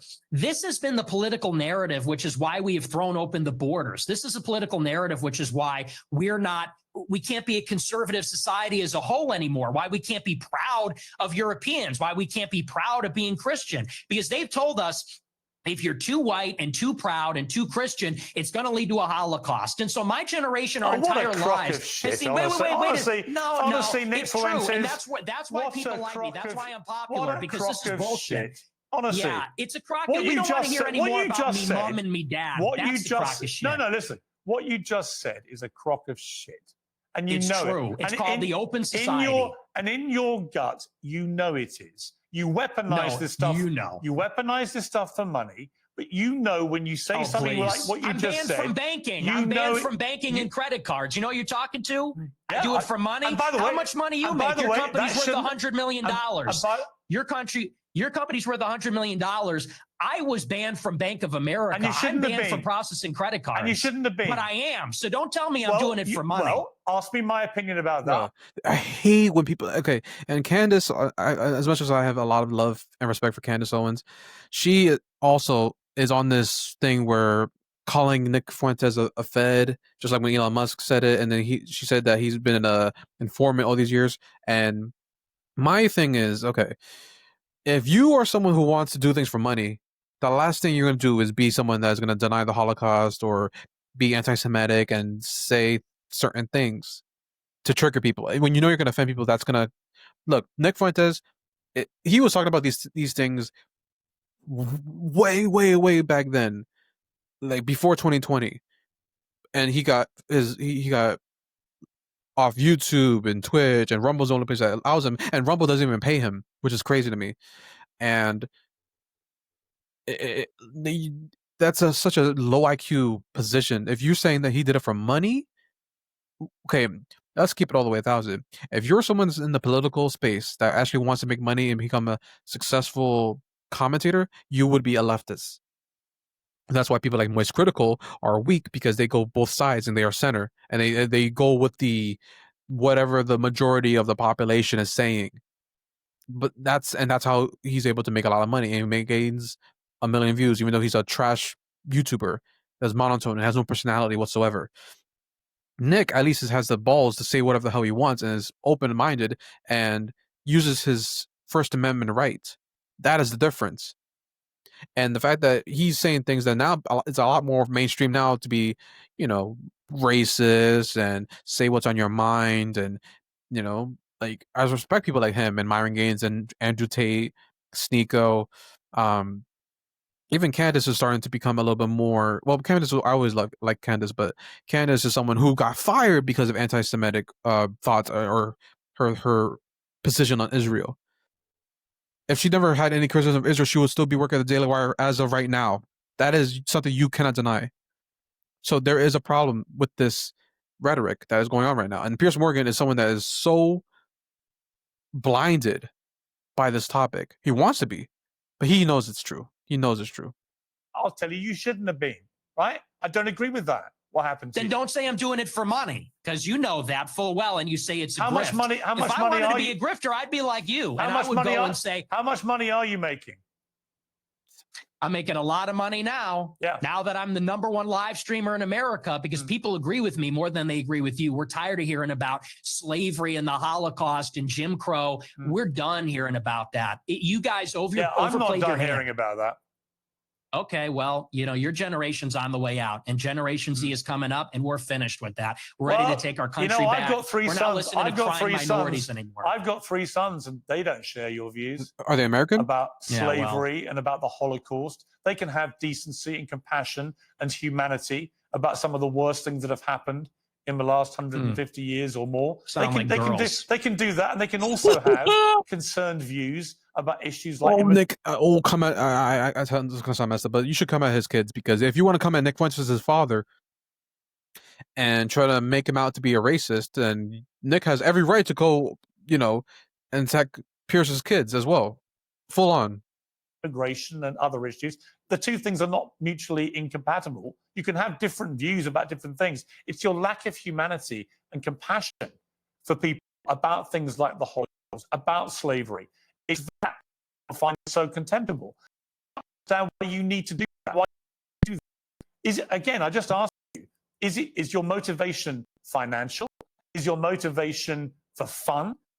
Is the motivation saying these outlandish things which you don't need? And that experiment isn't on nations, religions, fathers, the authoritarian personality. We need to be empathetic and altruistic. We need to be diverse and pluralistic. And that experiment isn't working. And I'll tell you the truth right now, and you can laugh at this, you can scoff at this.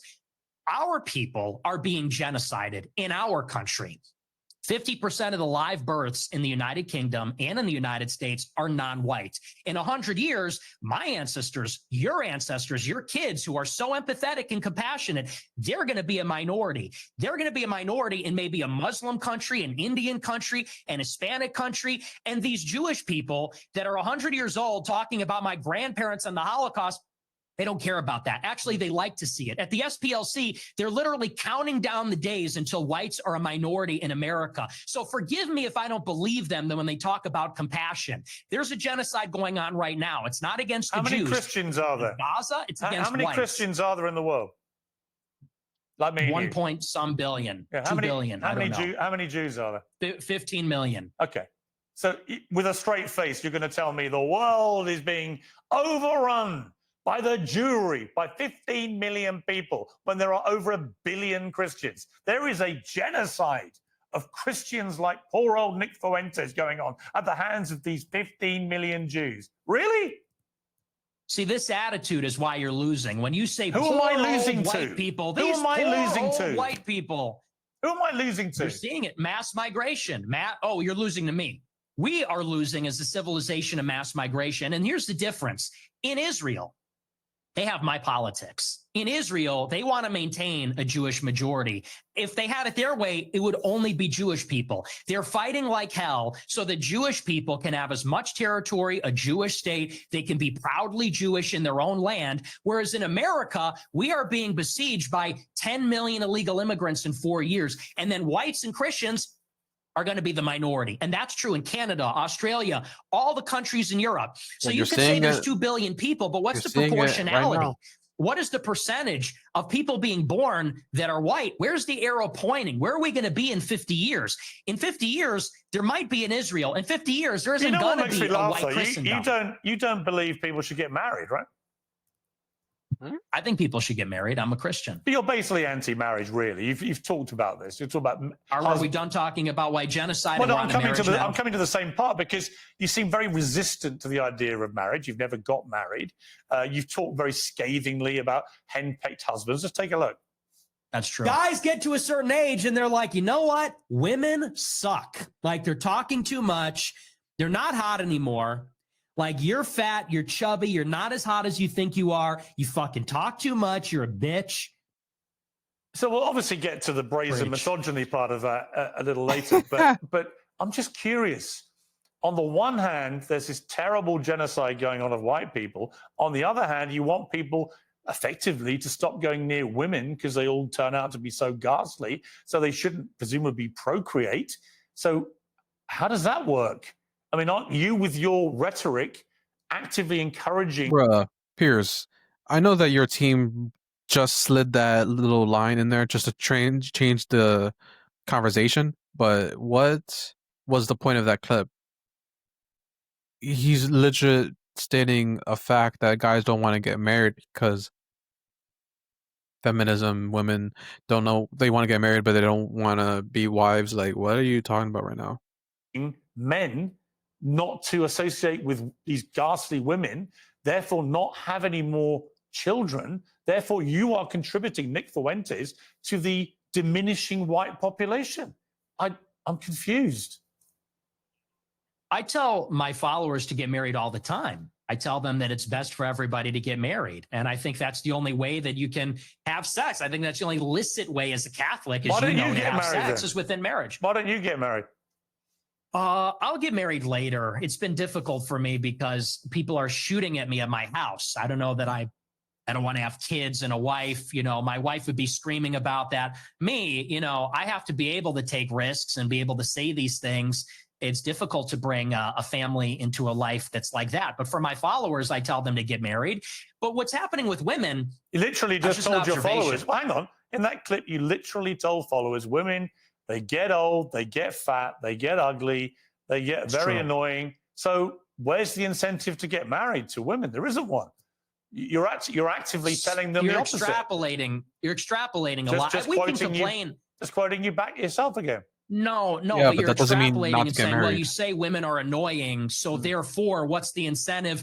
We have to do it in spite of the fact that they are annoying. We have to do it in spite of the fact that they talk too much. We can get them to lose weight. We can put them on peptides. We can get them to the promised land, but it's going to be Do you think this view of women may meantime. be why none of them want to go near you?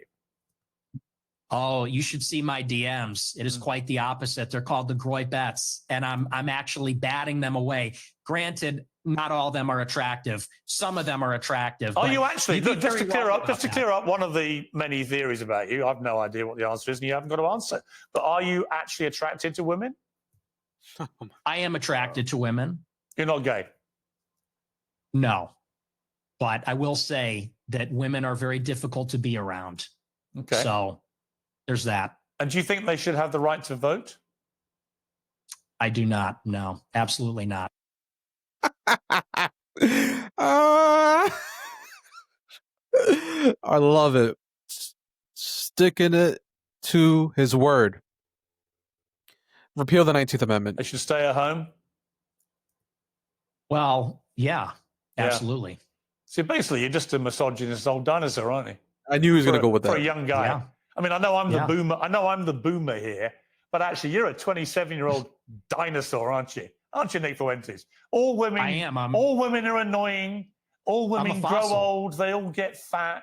They Says are. the guy. Have you ever had sex? No, he's a virgin. No, absolutely not. Wow. Says the guy who's never got laid.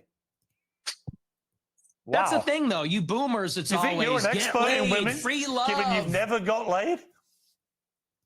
Yeah, we are going back to the Stone Age. You're absolutely right. This, you know, you're talking about empathy and your kids are empathetic and they would never laugh at a joke about the Holocaust and you're a misogynist. You're a simp yourself. You're totally henpecked. That's the problem. So we are going back to the way Let me play things another clip of yours about women. A lot of women want to be raped. And when I say raped, I mean like, that sounds bad when I say it like that. But there's like a lot of women that really want a guy to beat the shit out of them. But also they have to pretend. But part of it is they have to pretend like they don't. You think women want to be raped, do you? Bro, and this is something a lot of people don't want to address. Women have weird fantasies. If women actually say what they actually like and what they actually want, then, you know, that's we would not respect them, and that's why men are confused. They're like, wait, what? She told me she wants this, but like she actually didn't like it when I did that. It's like, first of all, this is not even Piers. You did exactly what everyone expected you to do, to, you know, call out your guest, and you're not even trying to understand his point of view. You're just like, here's a clip, just like Ben Shapiro did a couple of weeks ago, where he just did a whole what's it called? Montage of Nick Fuentes clips. This is like, this is messed up to say, but I mean, yeah, that, like, again, why are you transitioning to this topic? This is horrible interviewing by Piers. This is typical Piers Morgan. That's what the studies show, Piers. That is what the statistics But that's what say. you believe, They is have it? fantasies. They have fantasies about it. I don't think that they want to actually get raped, but there's a study out there. Get ready for this. It says 62% of women have rape fantasies. And if you read anything that they're reading, if you watched what they're watching, what do you think 50 Shades of Grey is about? What do you think? 50 Shades of Grey. They love murder documentaries. That's why when Jeffrey Dahmer, the majority of the people that were watching that show were probably most likely women. I don't remember any guys watching that show or cared about it. But women love those type of things. That's why they leech on to horror movies as well. It's a sad reality. Twilight is about. I mean, that's just true. You think women want to have the shit beaten out of them, as you said?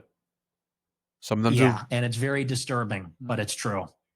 Do you think your views on women might change if you actually ever had a relationship with one or had sex and actually had a proper relationship? I mean, people say the reason you're so angry about women is you're basically an incel. Well, he's saving himself angry about it. You sound very angry. You sound very, very angry about women. How is he angry? I'm passionate. It's an issue. You're I'm not passionate. about. You're sounding very bitter about women, as if women have done a terrible disservice to you. But when you don't have relationships, you don't have sex, when are they doing these terrible things to you that's made you so hateful towards women? I'm really curious. Was that? I don't think that was a hateful clip. I think I was laughing. I said they want men to beat the shit out of them.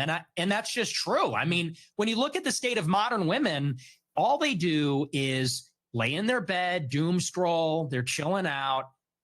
They're getting a little fat. It is what it is. I don't know what the average weight is, but they're getting a little heavy. And any guy that is playing the field these days will tell you that. I mean, and I know a lot of the Chads. I am an incel. I'm friends with a lot of Chads like Bradley Martin, Clavicular. They agree with me. You know, there's sort of like this alliance between the guys that don't have sex and the guys that get the most sex. We know what women are about. It's the guys in the middle. Guys like you in the middle. It's the beta male orbiters that say, she's amazing. You're a misogynistic pig. Because I don't know what that is. I guess. Well, come on. Let me explain to you what I think it is. I think when a 27-year-old guy who's never got laid, never had a meaningful relationship with a woman, says that women shouldn't be allowed to vote, they should stay at home, that all they do is And again, this is the part of Piers Morgan that I dislike. If a guy is going to say this and that, then why don't you ask, why do you feel that way? Why do you want women not to have right to vote? Why do you feel this way about women? What is it? And he's giving you the answers, but you're not happy with the answers. And that is a personal problem, Piers. That is a personal problem with you. You're a horrible interviewer. Decides about being raped and being beaten up. That's what they want. That they're annoying, that they get fat, that they get ugly. That's a misogynist. Now, you may not understand it because your knowledge of women is so incredibly tiny. Misogyny is the hatred of women. Nick Fuentes doesn't hate women. Just because a guy finds a woman annoying doesn't mean that he hates her. He has to put up with her, so he has to like her to a certain extent, right? I mean, are you that happy wife, happy life is a bunch of baloney. That's all lies. We've seen women that you give them their all, pay the bills, make her happy, have kids with her, all this stuff, and they'll still be unsatisfied and unappreciative. Like a Steph Curry's wife, and what's going on with Akash Singh. Women are annoying. That is a fact. But we love them, and we put up with them because they have vaginas. This is the sad reality. This is not no rocket science discovery. But that's the majority of why men deal with women, because they want sex. And because of their beauty. Not because of their personality, because they don't really have anything interesting to say, really, most of the time. And the other reason is because of having children. That's the other reason. Men have to have resources and bring more to the table every single time, for men and women. But actually, you are the embodiment of a misogynist. It couldn't be clearer. And if I was in a way, you have the deep-rooted misogyny of some of the actual boomers I know. Yet here you are, 27 years old. And most of the current studies show that a lot of men are really disenfranchised from society, no longer have physical relationships with women if they've ever had them, never associate with women, and build up instinctively misogynist views about women. And I fear you're in that position. You're just a bit of a lonely guy who wants to get laid and can't for whatever reason. What? And it's made you bitter about women. And I don't know where that's come from, but it's fascinating. No. See, here's the thing. that even a First of question? all, you're very caught up in the labels. It's always, you're a racist, you're a misogynist. You said these you were a words mean nothing racist. to me. Oh, You gave yourself. Can I respond? You gave yourself the label. What is this? You said, I am a racist. I didn't No, give you the label. break? You said, Nick Fuentes, I am a racist. Calm down. Calm down. Did you or didn't you? It's okay. Did you? Yeah. Okay. But so here's I the didn't thing. give you the label. You did.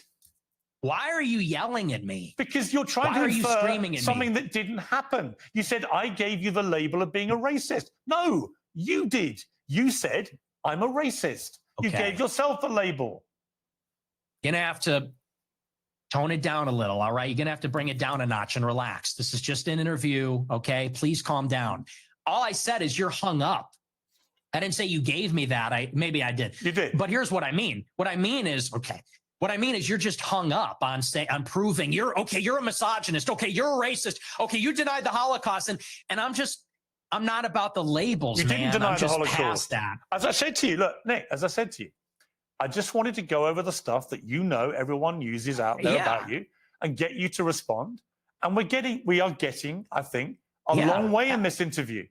Okay. Right? You didn't deny the Holocaust. You accepted there's been a Holocaust of at least 6 million Jews. I'm a maximalist. I'm a Holocaust. That is significant. I think it's more. You did admit you're a racist, and you have spelled That's out true. a thought process about women, which is the purest definition of misogyny that I've ever seen.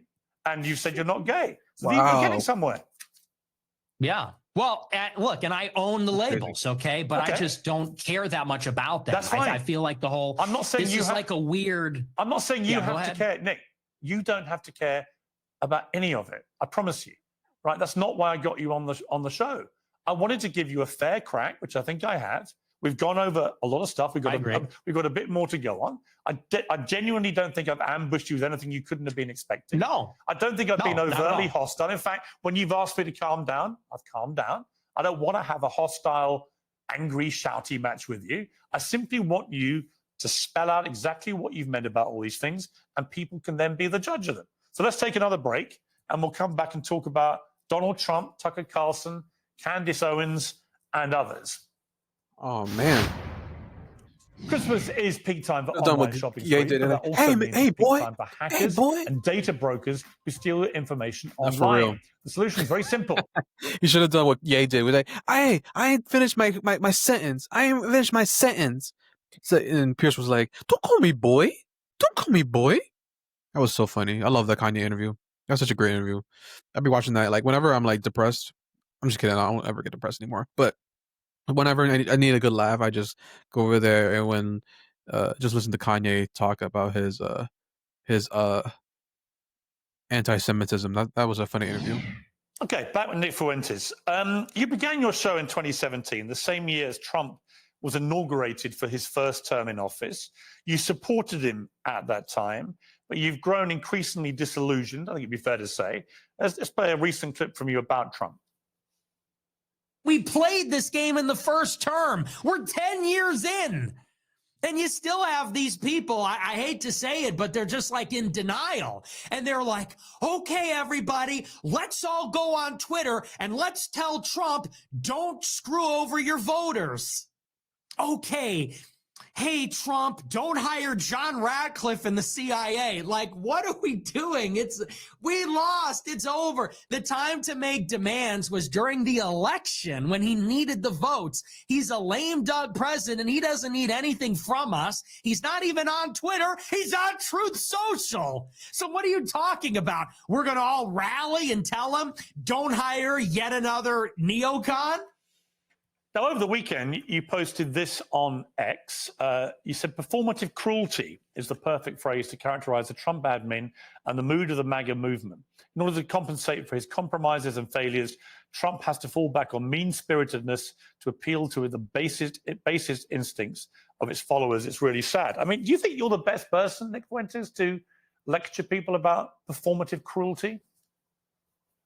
Why are you accusing me of being cruel? Is that what that is? Yeah. How am I cruel?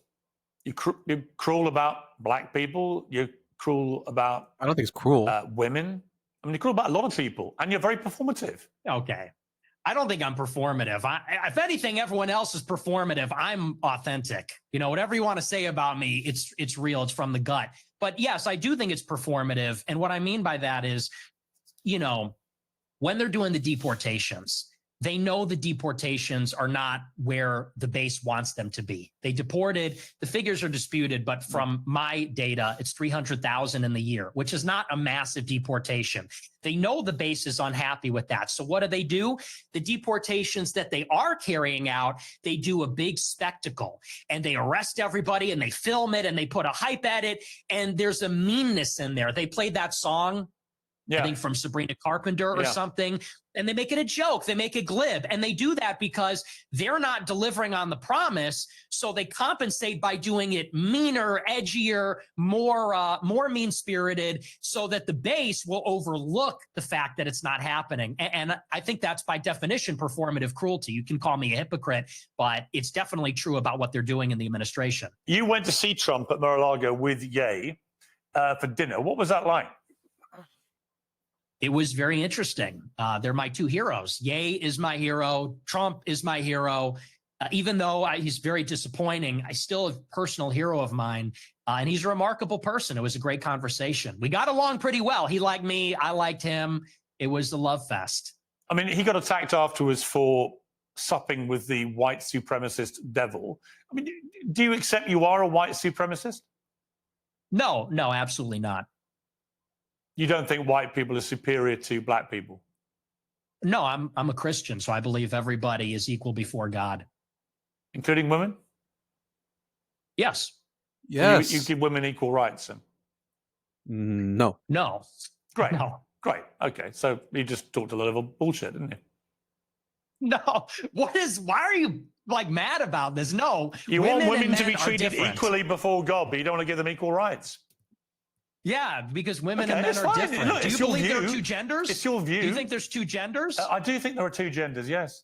Okay. And so you mean there's distinction. There are two distinct genders. I think we should all have the same rights to... Well, if they're meaningfully distinct, biologically distinct, and they have different social and biological roles, I think it would follow that we would treat them a little bit differently in the law. Do you think the Catholic Church's teachings reflect that? I do. Yeah, there's no female priests. Have you ever seen that? Do you think that the Catholic Church thinks all women should be deprived of the vote? Yeah, I think so. No, they don't. I think they do, yeah. You think the Catholic Church position is women shouldn't be allowed to vote? I think so, yeah, No. but I'm not positive. No, it's bullshit. Oh, it should be. It should be. So if you were Pope, that's what you do. You could be Pope because you're celibate. That's true. And I'm also from Chicago, like the Pope. But look, I mean, women, it says in the Bible that women have no authority over men and they can't teach men. And that's why there's no female priests. There's a lot of things in the Bible. Catholic... I mean, do you take every word of the Bible as sacrosanct? Well, yeah, it's inspired scripture. That's all of it. Is this now all of it is a sacrosanct. theological debate? Well, it is Catholic doctrine that women should not lead and teach. I mean, you're not interacting with what I'm saying. Why can't women be priests? They should be. Okay, well, you're not Catholic. That's not a Catholic position. I am a Catholic. Many things I disagree with the Catholic Church. Okay. Well, that kind of is contrary because the whole basis of being Catholic is accepting. It's accepting the authority of the pontiff. You can be a member of a religion and disagree with parts of that religion. Perfectly You could be. Well, yeah. I mean, you could say unless you're an that, but it wouldn't extremist. be true.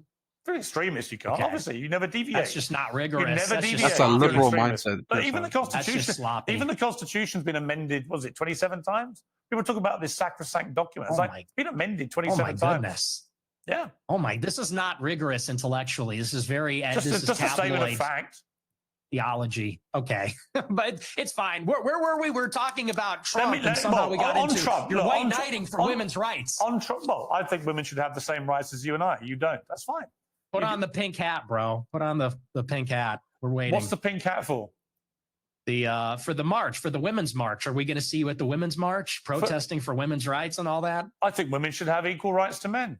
Period. You carry tampons in case your female friends get a period or something. Like, it's crazy. The I'd white have no knighting problem. is I'd have no problem diabolical. giving a female friend a tampon. Would you? Have you ever? I don't suppose you've ever seen a tampon, have you? Gross. What? Absolutely What? not. Great. Get Why that would away you think from me. tampons are gross? Yes. Yeah, they're Really? filled with period blood. Yeah, it's kind of gross. Wow. Disgusting. Are you into that? You like that? You, Have you ever got seen a lot it? of tampons? I don't think you've ever seen it, have you? What's that? I've seen them. I've Oh, seen you them have? before. You've been that close Yeah. to a woman? Really? What the hell's wrong with I've Piers? seen them. Look, I Oh, you've seen I videos? used to live with women, so I've seen them around the house. I bet you've seen videos, haven't you? He's a sister. What are we doing here, Piers? I'm not you sure. really hate that. I'm not sure, You're Nick. more impressed that I'm a misogynist than you are about anything. It's Not very really. revealing. I'm actually more exercised about your blatant, self-admitted racism. What is wrong with about Piers? This is anything. weird. The misogyny runs a close second. Let me ask you about Tucker Carlson. The 'cause you had a long ad hominems. sit down with Tucker Carlson, in which he was oddly, I like Tucker. We get on well. I was with him last week in London, but he gave me a harder time than he gives Who you. cares? And then afterwards, he was more critical. And then you said this about Tucker. He's a handler. He handles people. That's what he does. He's a fucking liar and a handler. He goes around telling people, I don't know anything. I don't know. Oh, I know nothing. I don't even have a phone. I am just a clueless tourist. I just travel to all these countries and, I don't trust him. And I don't care, maybe that alienates me from people in the conservative movement. I don't care. I'm not going to be a part of it. I'm not going to be a party to whatever that is. Whatever that CIA bullshit is, I'm not going to be a part of it. So, now that I've heard enough from Tucker and I've heard enough from other people and I've seen enough, this guy's not who he says he is. Not an ally. Stay the fuck away from me. You're weird, dude. You're weird. See, what would have been great is if you'd said that to him when you were sitting opposite him. Well, this is after. Well, when I was sitting opposite him at the dinner and in the interview, he was nothing but nice. He was very nice to me and very cordial, and he didn't call me an anti-Semite, and he didn't even press me on it at all. And I thought he would, and I almost wanted him to. He was nothing but nice, and we had a great time. We had a really great dinner, really great interview, and I felt really good about it. And the next week on my show, I said, he really surprised me. He's great. And then every interview he's done since, all he does is call me an anti-Semite. He goes, well, I hate his anti-Semitism, and, I wonder why people like him. And so I just think that's two-faced. So after that experience, it kind of turned me off. I didn't like that, but he's going to do what he's going to do. He's still a nice guy, but I think he's two-faced. What about Candace Owens? There we you had go. to sit down with her. Let's crush. She called you out on a few of your more incendiary comments. You've been attacking her quite virulently recently. What's going on there? Well, it's me and her. We're so complicated. We're on and off. It's very passionate on both sides. Definitely what it feels like. I think there's this intense desire to be friends, but a frustration where we disagree with each other. There's a rivalry. But I thought we were going to have a friendly conversation, and then she kind of did the same thing. We're going to go on a show during the war with Iran. We're literally in the middle of a war. And she texted me the day before the United States bombed Fort O. And she said, would you like to come on my show? I said, absolutely. I said, is this going to be about Iran? She goes, I don't do setups. I said, yeah, let's do it. I come on the show, and then she's like got this weird hostile demeanor. She's doing the clip thing. Then she puts it behind a paywall. It was ridiculous. Like what so Piers is doing. that really was not nice. And then I think this whole Charlie Kirk thing, I think she's gone insane. I think she's absolutely lost her mind. So I feel sorry for her husband. What did you feel when Charlie Kirk was assassinated? Where were you when you heard about it? I was at my house, and a friend of mine who was actually at the event texted me and said, Charlie got shot. I said, who? He said, Charlie Kirk. I said, oh my gosh, that's terrible. And honestly, it was devastating. I didn't like Charlie Kirk at all. And we had an intense rivalry, and he hated me. But honest to God, I was devastated. I was emotionally affected by it. I didn't even do a show that night because I was beside myself. So it was rough. I mean, it was hard to watch. When you say you were beside yourself, I mean, you hated him. So I don't hate anybody. I didn't hate him, but I really didn't like him. I intensely disliked him, and I didn't agree with him. He called you vermin, didn't he? He did. Yeah, he hated me also. But you were still beside yourself when you heard what happened to him. I was. I thought it was disgusting what was done to him, and it was tragic, and it was horrifying. Do you fear an attack like that on yourself? Have you upped your own? He's already experienced it, Piers. Because of this, because your profile's got exponentially higher since what happened to Charlie Kirk. I have increased my security, and but something similar like that happened to me. Someone came to my house with a gun about a year ago, almost exactly, trying to kill me, and he was shot and killed in my alleyway. So I've had increased security for a while. It's a bad time out there, and I do believe it was a left-wing person that killed him. I think it was a left-wing person that tried to kill me. So yeah, I take it very seriously. Elon Musk said on his X platform that you're a Fed. You're a paid up hire of the government. Is that true? No. 100. You've never worked for the government in any capacity. I've never talked to federal law enforcement, and actually I've testified to that fact under oath when I was subpoenaed by the Congress. People leave that part out, but I got subpoenaed, I think in January 2022, I think it was. And I was deposed by the subcommittee, the House Select Subcommittee on January 6th. And they asked me, did you speak with any federal law enforcement? And under oath, I said, no, I've never had contact with them. I've never turned over devices. So no, absolutely not. There's been footage that's come out again this week. This is you at the January the 6th riots. Let's take a look. It appears we are taking the Capitol back. Never seen this.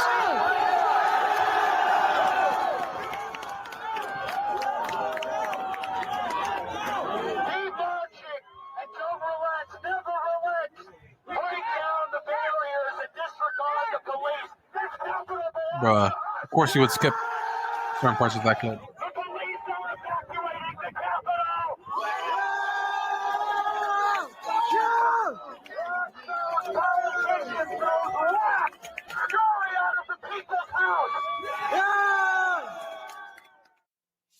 So you're heard there shouting down your loud hailer, break down the barriers and disregard the police. The Capitol belongs to us now. What did you mean by that? I think it's pretty self-explanatory. The Capitol belongs to the people. Disregard the police. So you don't support law and order? No, I support law and order. But on that day, the police were brutal. The police killed somebody, Ashley Babbitt. And, they were throwing people off of the rafters. They killed multiple people. So when disregarding the police is the first step to anarchy, isn't it? Well, I think the first step to anarchy is when the government rigs the election, which is what happened. That is when the government loses its legitimacy, and its enforcers, consequently, do also. Well, that's exactly what happened in 2020. There is no evidence the government rigged the election. You know that. You're a bright guy. Well, let's talk about it. You want to talk about the election of 2020? Yeah. I think Trump lost it fair and square. I think he fought the wrong argument about the stolen election. I've said to him, to his face, I agree. The argument he should have said is that the deliberate suppression of things like the Hunter Biden laptop scandal from the media, by social media, by big tech, was actually a deliberate attempt to subvert the result of the election. And that's a much better argument because it's undeniable. When the New York Post that had that exclusive were basically shadow banned off all social media for the 2 weeks before the election, that was an absolute disgrace. And if I was Donald Trump, I would focus on that as being my main argument that that election was slanted against him. When he goes off into saying that there was widespread rigging and voter systems were wrong, we've litigated all this now through various court cases. Various Republican judges have ruled there was no rigging of that kind. In fact, the American election system is accepted by most people around the world as being one of the best in the world, one of the most reliable. So I just think he fought the wrong argument. If he said the deliberate suppression of damaging stories to the Bidens, which could have swung the election, was outrageous and unacceptable, I'm 100% behind him. But by building this spurious argument that it was all rigged through voting systems and so on, He lost me. Well, I agree about the voting systems, but when they went into the machines, I think that was ridiculous. However, what has to be accounted for is that in 2016, 35% of the votes were cast by mail. By 2020, it was 70% because of the pandemic. So you doubled the amount of votes that happened by mail. They called it in-person early voting. They called it a variety of different things. And the other thing that they changed is they solicited the mail-in ballots. So they sent ballots to people's houses. And once you do that, I mean, you have absentee balloting normally, but it's a process. You got to give your social security number, your ID. They send it to you. There's regulations in place. This is an election where they double the amount of mail-in votes, and they sent ballots to people's houses. And when you do that, you break the chain of custody. So they send the ballot out, and then they tell people return it at a 24-hour ballot drop site that's unsupervised. There's thousands of them, and they're going to hope that all the ballots that find their way into these drop boxes were filled out by the person that the ballot was intended for. And I know that didn't happen. I'll tell you why. My uncle has been dead for 26 years. He got a ballot in 2020. It was mailed to my parents' house. And that was happening in nursing homes. That was happening in apartment buildings. But you also know that every independent body that has looked at this has concluded there was no widespread rigging, that it was a free and fair election, and Trump lost. And the bottom line is he should stop going on about it anyway, because he won back the White House in 2024. By your, as you have been so keen to tell me, move on, right? No one wants to look back too far. That's a separate argument. I mean, you can say that he should stop talking about it, but whether it was rigged or not is actually relevant to what happened on January 6th, because what happened on J 6th is people were outraged about it. People were furious that, by the way, there's never been an independent ballot audit in all the states where there was alleged to be rigging. That has not happened. And certainly it did not happen up until January 6th. And people said, this is ridiculous. They're stealing it. If people, honestly, if either you or Donald Trump or anybody else wants to show me, I said this to him when I interviewed him last, if you show me the actual hardcore, incontrovertible evidence, then great. I've never seen it. Joe Rogan asked him. He didn't produce it with Joe Rogan. It's just never been produced. But look, I don't want to labor the point on that. So I suppose the more interesting question now, as your influence rises in the conservative movement in America, and there's a lot of splits going on amongst MAGA over a number of issues, and about you, and you know this, is your split with Trump irrevocable? Do you feel now, as we head towards the year of the midterms, that it's time to now look to who his successor will be, and who do you think that person should be? Well, it's not irrevocable, but I am very pessimistic about this administration.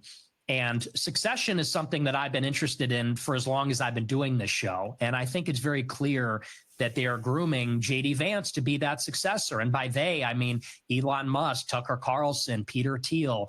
There seems to be an organization that was put in place roughly around 2022 when Peter Thiel was very active in the midterm elections. He spent, I think, over $30 million.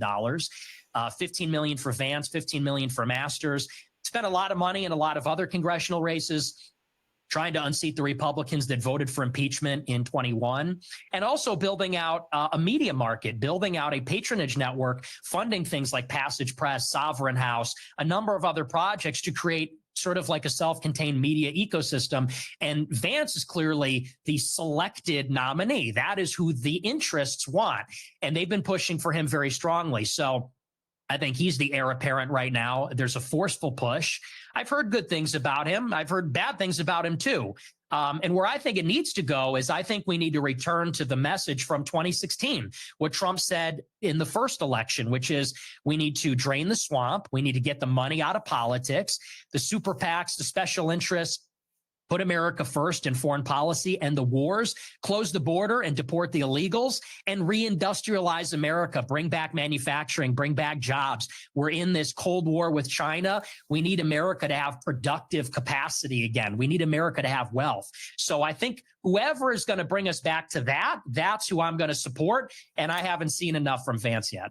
You called J.D. Vance's wife a Jeet. What does that mean? It's a slur for Indians. Why would you use that? Well, you want the honest answer? Because you're a racist? No, there's actually a different reason. The reason why I said that, if you watch the whole show, did you watch that whole show, by the way? No, but you've admitted you use that slur. I'm just curious why you would use that about a woman with her heritage. I'll tell you, there's a really important reason why, and this is why context matters. If you look online at the people that are supporting J.D. Vance the most, they are racist. They're racist also, let's say. And they look at someone like myself. I don't support J.D. Vance. And they say, you're brown. You're a third worldist. They are gleefully participating in the cruelty. You could say the performative cruelty of the Trump administration. They say, you're going back. You have 100 days until you're being deported. You're going in a crystal. And then they tell us to vote for J.D. Vance. And so all I did on the show is I said, you have basically racist chuds that post memes about Indians all day on Twitter, memes about third worldists and Palestinians even. But then they want to turn around and support a guy who has said on Twitter, how dare you say I'm racist? I have non-white kids and I'm in an interracial marriage. And all I said is I just said that's a little ironic. I said that's hypocritical. And Vance is going to have to explain to all of his supporters who have gassed him up as the real mass deportation candidate. He's going to have to explain to them what's going on with that. What is with the contradiction? Because and you don't feel any accountability for the millions of young people that will hear you use that slur and think it's fine to use it. Cry me a river. No, I think that's ridiculous. Okay. Let's take a final break. I come back with a little kind of summary of how you think this interview has gone for you. Okay. If you're a fan of epic fantasy, Arthurian legend, or just epic storytelling. This has been a great interview, man. This is interview. Honestly, I haven't been this entertained since the Andrew Tate interview. This is a very, and maybe the Kanye interview too. That I don't know how long ago that was. When Kanye was like, it's not 7. What did he say? It was like, it's not 3 million Instagram followers I have. It's just don't take inches off my dick. Good stuff. Okay, Nick Fuentes, we've been talking for nearly 2 hours. What is your view of how the interview has gone? I think it was great. Honestly, I think it was a tough interview. You're a tough interviewer. But I don't think there were surprises. I will not say it was an ambush because it wasn't. I sort of anticipated that you would make some choices about how you wanted it to go, and I was fine with it. So I thought it was terrific. As a Catholic, you're probably aware the Jerusalem Post has recently called on the Pope to openly condemn you. Would it matter to you if the Pope did? He's an American Pope, obviously. It would be very disheartening, yes. Why? Because he's our spiritual leader. He's the head of the church. He's the vicar of Christ. So if he condemned me, that would be very disheartening. And it would depend upon what he would say exactly. But yeah, I wouldn't like that. I wouldn't like that at all. If he condemned you because you've openly admitted to being a racist on this show? Oh, this racist. I would be disappointed if he said that, because I think that word racist, it means something different to everybody. And so I think that's just silly. I think that's just semantic. Have you ever been in love in your life? Weird question. No, like romantically, no. Yeah, never. No. Do you think that's part of the problem? What's the problem? Why you are the way you are. Oh, what? And what's the way I am? What are you trying to say? What? I've given people 2 hours of the way you are. You're unashamed about a lot of it. I don't think I have a problem. I think I'm cheerful, boisterous. Look, unlike you, I'm willing to be a little provocative. Well, I guess you're willing to be provocative, but I'm willing to be very provocative, and I'm a free thinker. And I don't like to be tone policed. I don't like to be told about, people are going to tone police and play moral cop about you can't make this joke or you can't make this statement. And I think that's just about being intellectually open. I'm a believer in openness. I completely agree. I think you should be perfectly free to express yourself exactly how you see fit. My problem is how you see fit with some of the things that you say. And we've been through a lot of them. And I think people who don't know you very well will have been shocked in parts and surprised in other parts. But in totality, they can see you for what you are. I think we've got a lot nearer to what the real Nick Fuentes is in the last 2 hours than we probably have seen from your other recent interviews. Would you agree? No, I mean, the clip thing, we've done the clip thing. We've all seen the clip show. Everyone's seen the clips. You think you're the first one to do the ADL rap sheet. So here you said this, and then here you said that. I've been playing that game for 10 years. So this is honestly more of the same, to tell you the truth. Nick Fuentes, I appreciate you coming on Uncensored. Thank you very much. Thank you for having me. Well, my thanks to Nick Fuentes, and my thanks to the hundreds of thousands of you watching this special live episode of Piers Morgan Uncensored. As I said during the interview, I think it was firm but fair, but you can all make up your own minds. If you like what you do, please like and subscribe the channel so that we can keep doing it. I like this video. Until then, whatever you're up to, keep it uncensored. Yeah, man, this is a very... I just like the video. Give Piers a like, but more because... let me see the comments. Let me see what they're saying here. I'm in the UK, got arrested for watching this. Piers not understanding per capita or Catholic doctrine was hilarious. Yeah, I agree. Piers pretends to be Catholic, and 2 minutes later attacks Nick Fuentes for being a virgin. The lack of... No, I agree with that, because isn't it in the faith to wait until marriage from both genders? But, you know, that's because Piers Morgan is liberal, and liberals are freedom in this. Say we can do whatever you want, you know, all this craziness. It could be higher, 100 times higher. Piers resorting to virgin insults pretty much sums up this whole thing. Yeah, this interview was promised to us 3,000 years ago.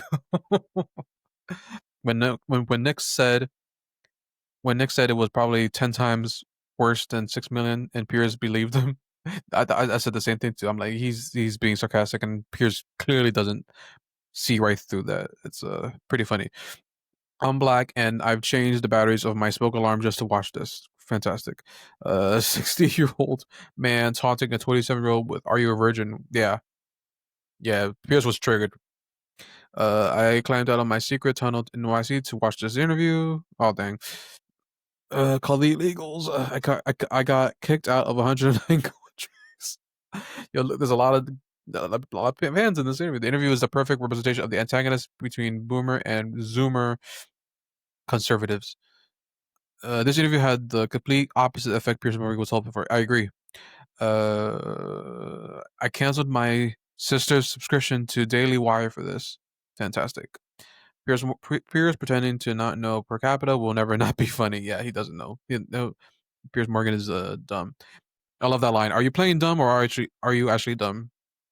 That's actually one of my favorite things. My one homegirl, she used to say that all the time when people would piss her off. She'd be like, "Are you dumb or are you stupid? Which is it?" And I'm like, that's hilarious. So comment below your thoughts on this interview. Hilarious. I needed that laugh. Nick Fuentes, you're the man. I hope I don't get banned off of YouTube for this interview reaction. I hope not. But yeah, man, let's wrap it up. And thank you guys so much for watching. Be sure to subscribe, like the video, comment below. Let me know if you agree, disagree. Let me know if I'm a bigot myself. Let me know if I'm an evil person, if you truly believe that. So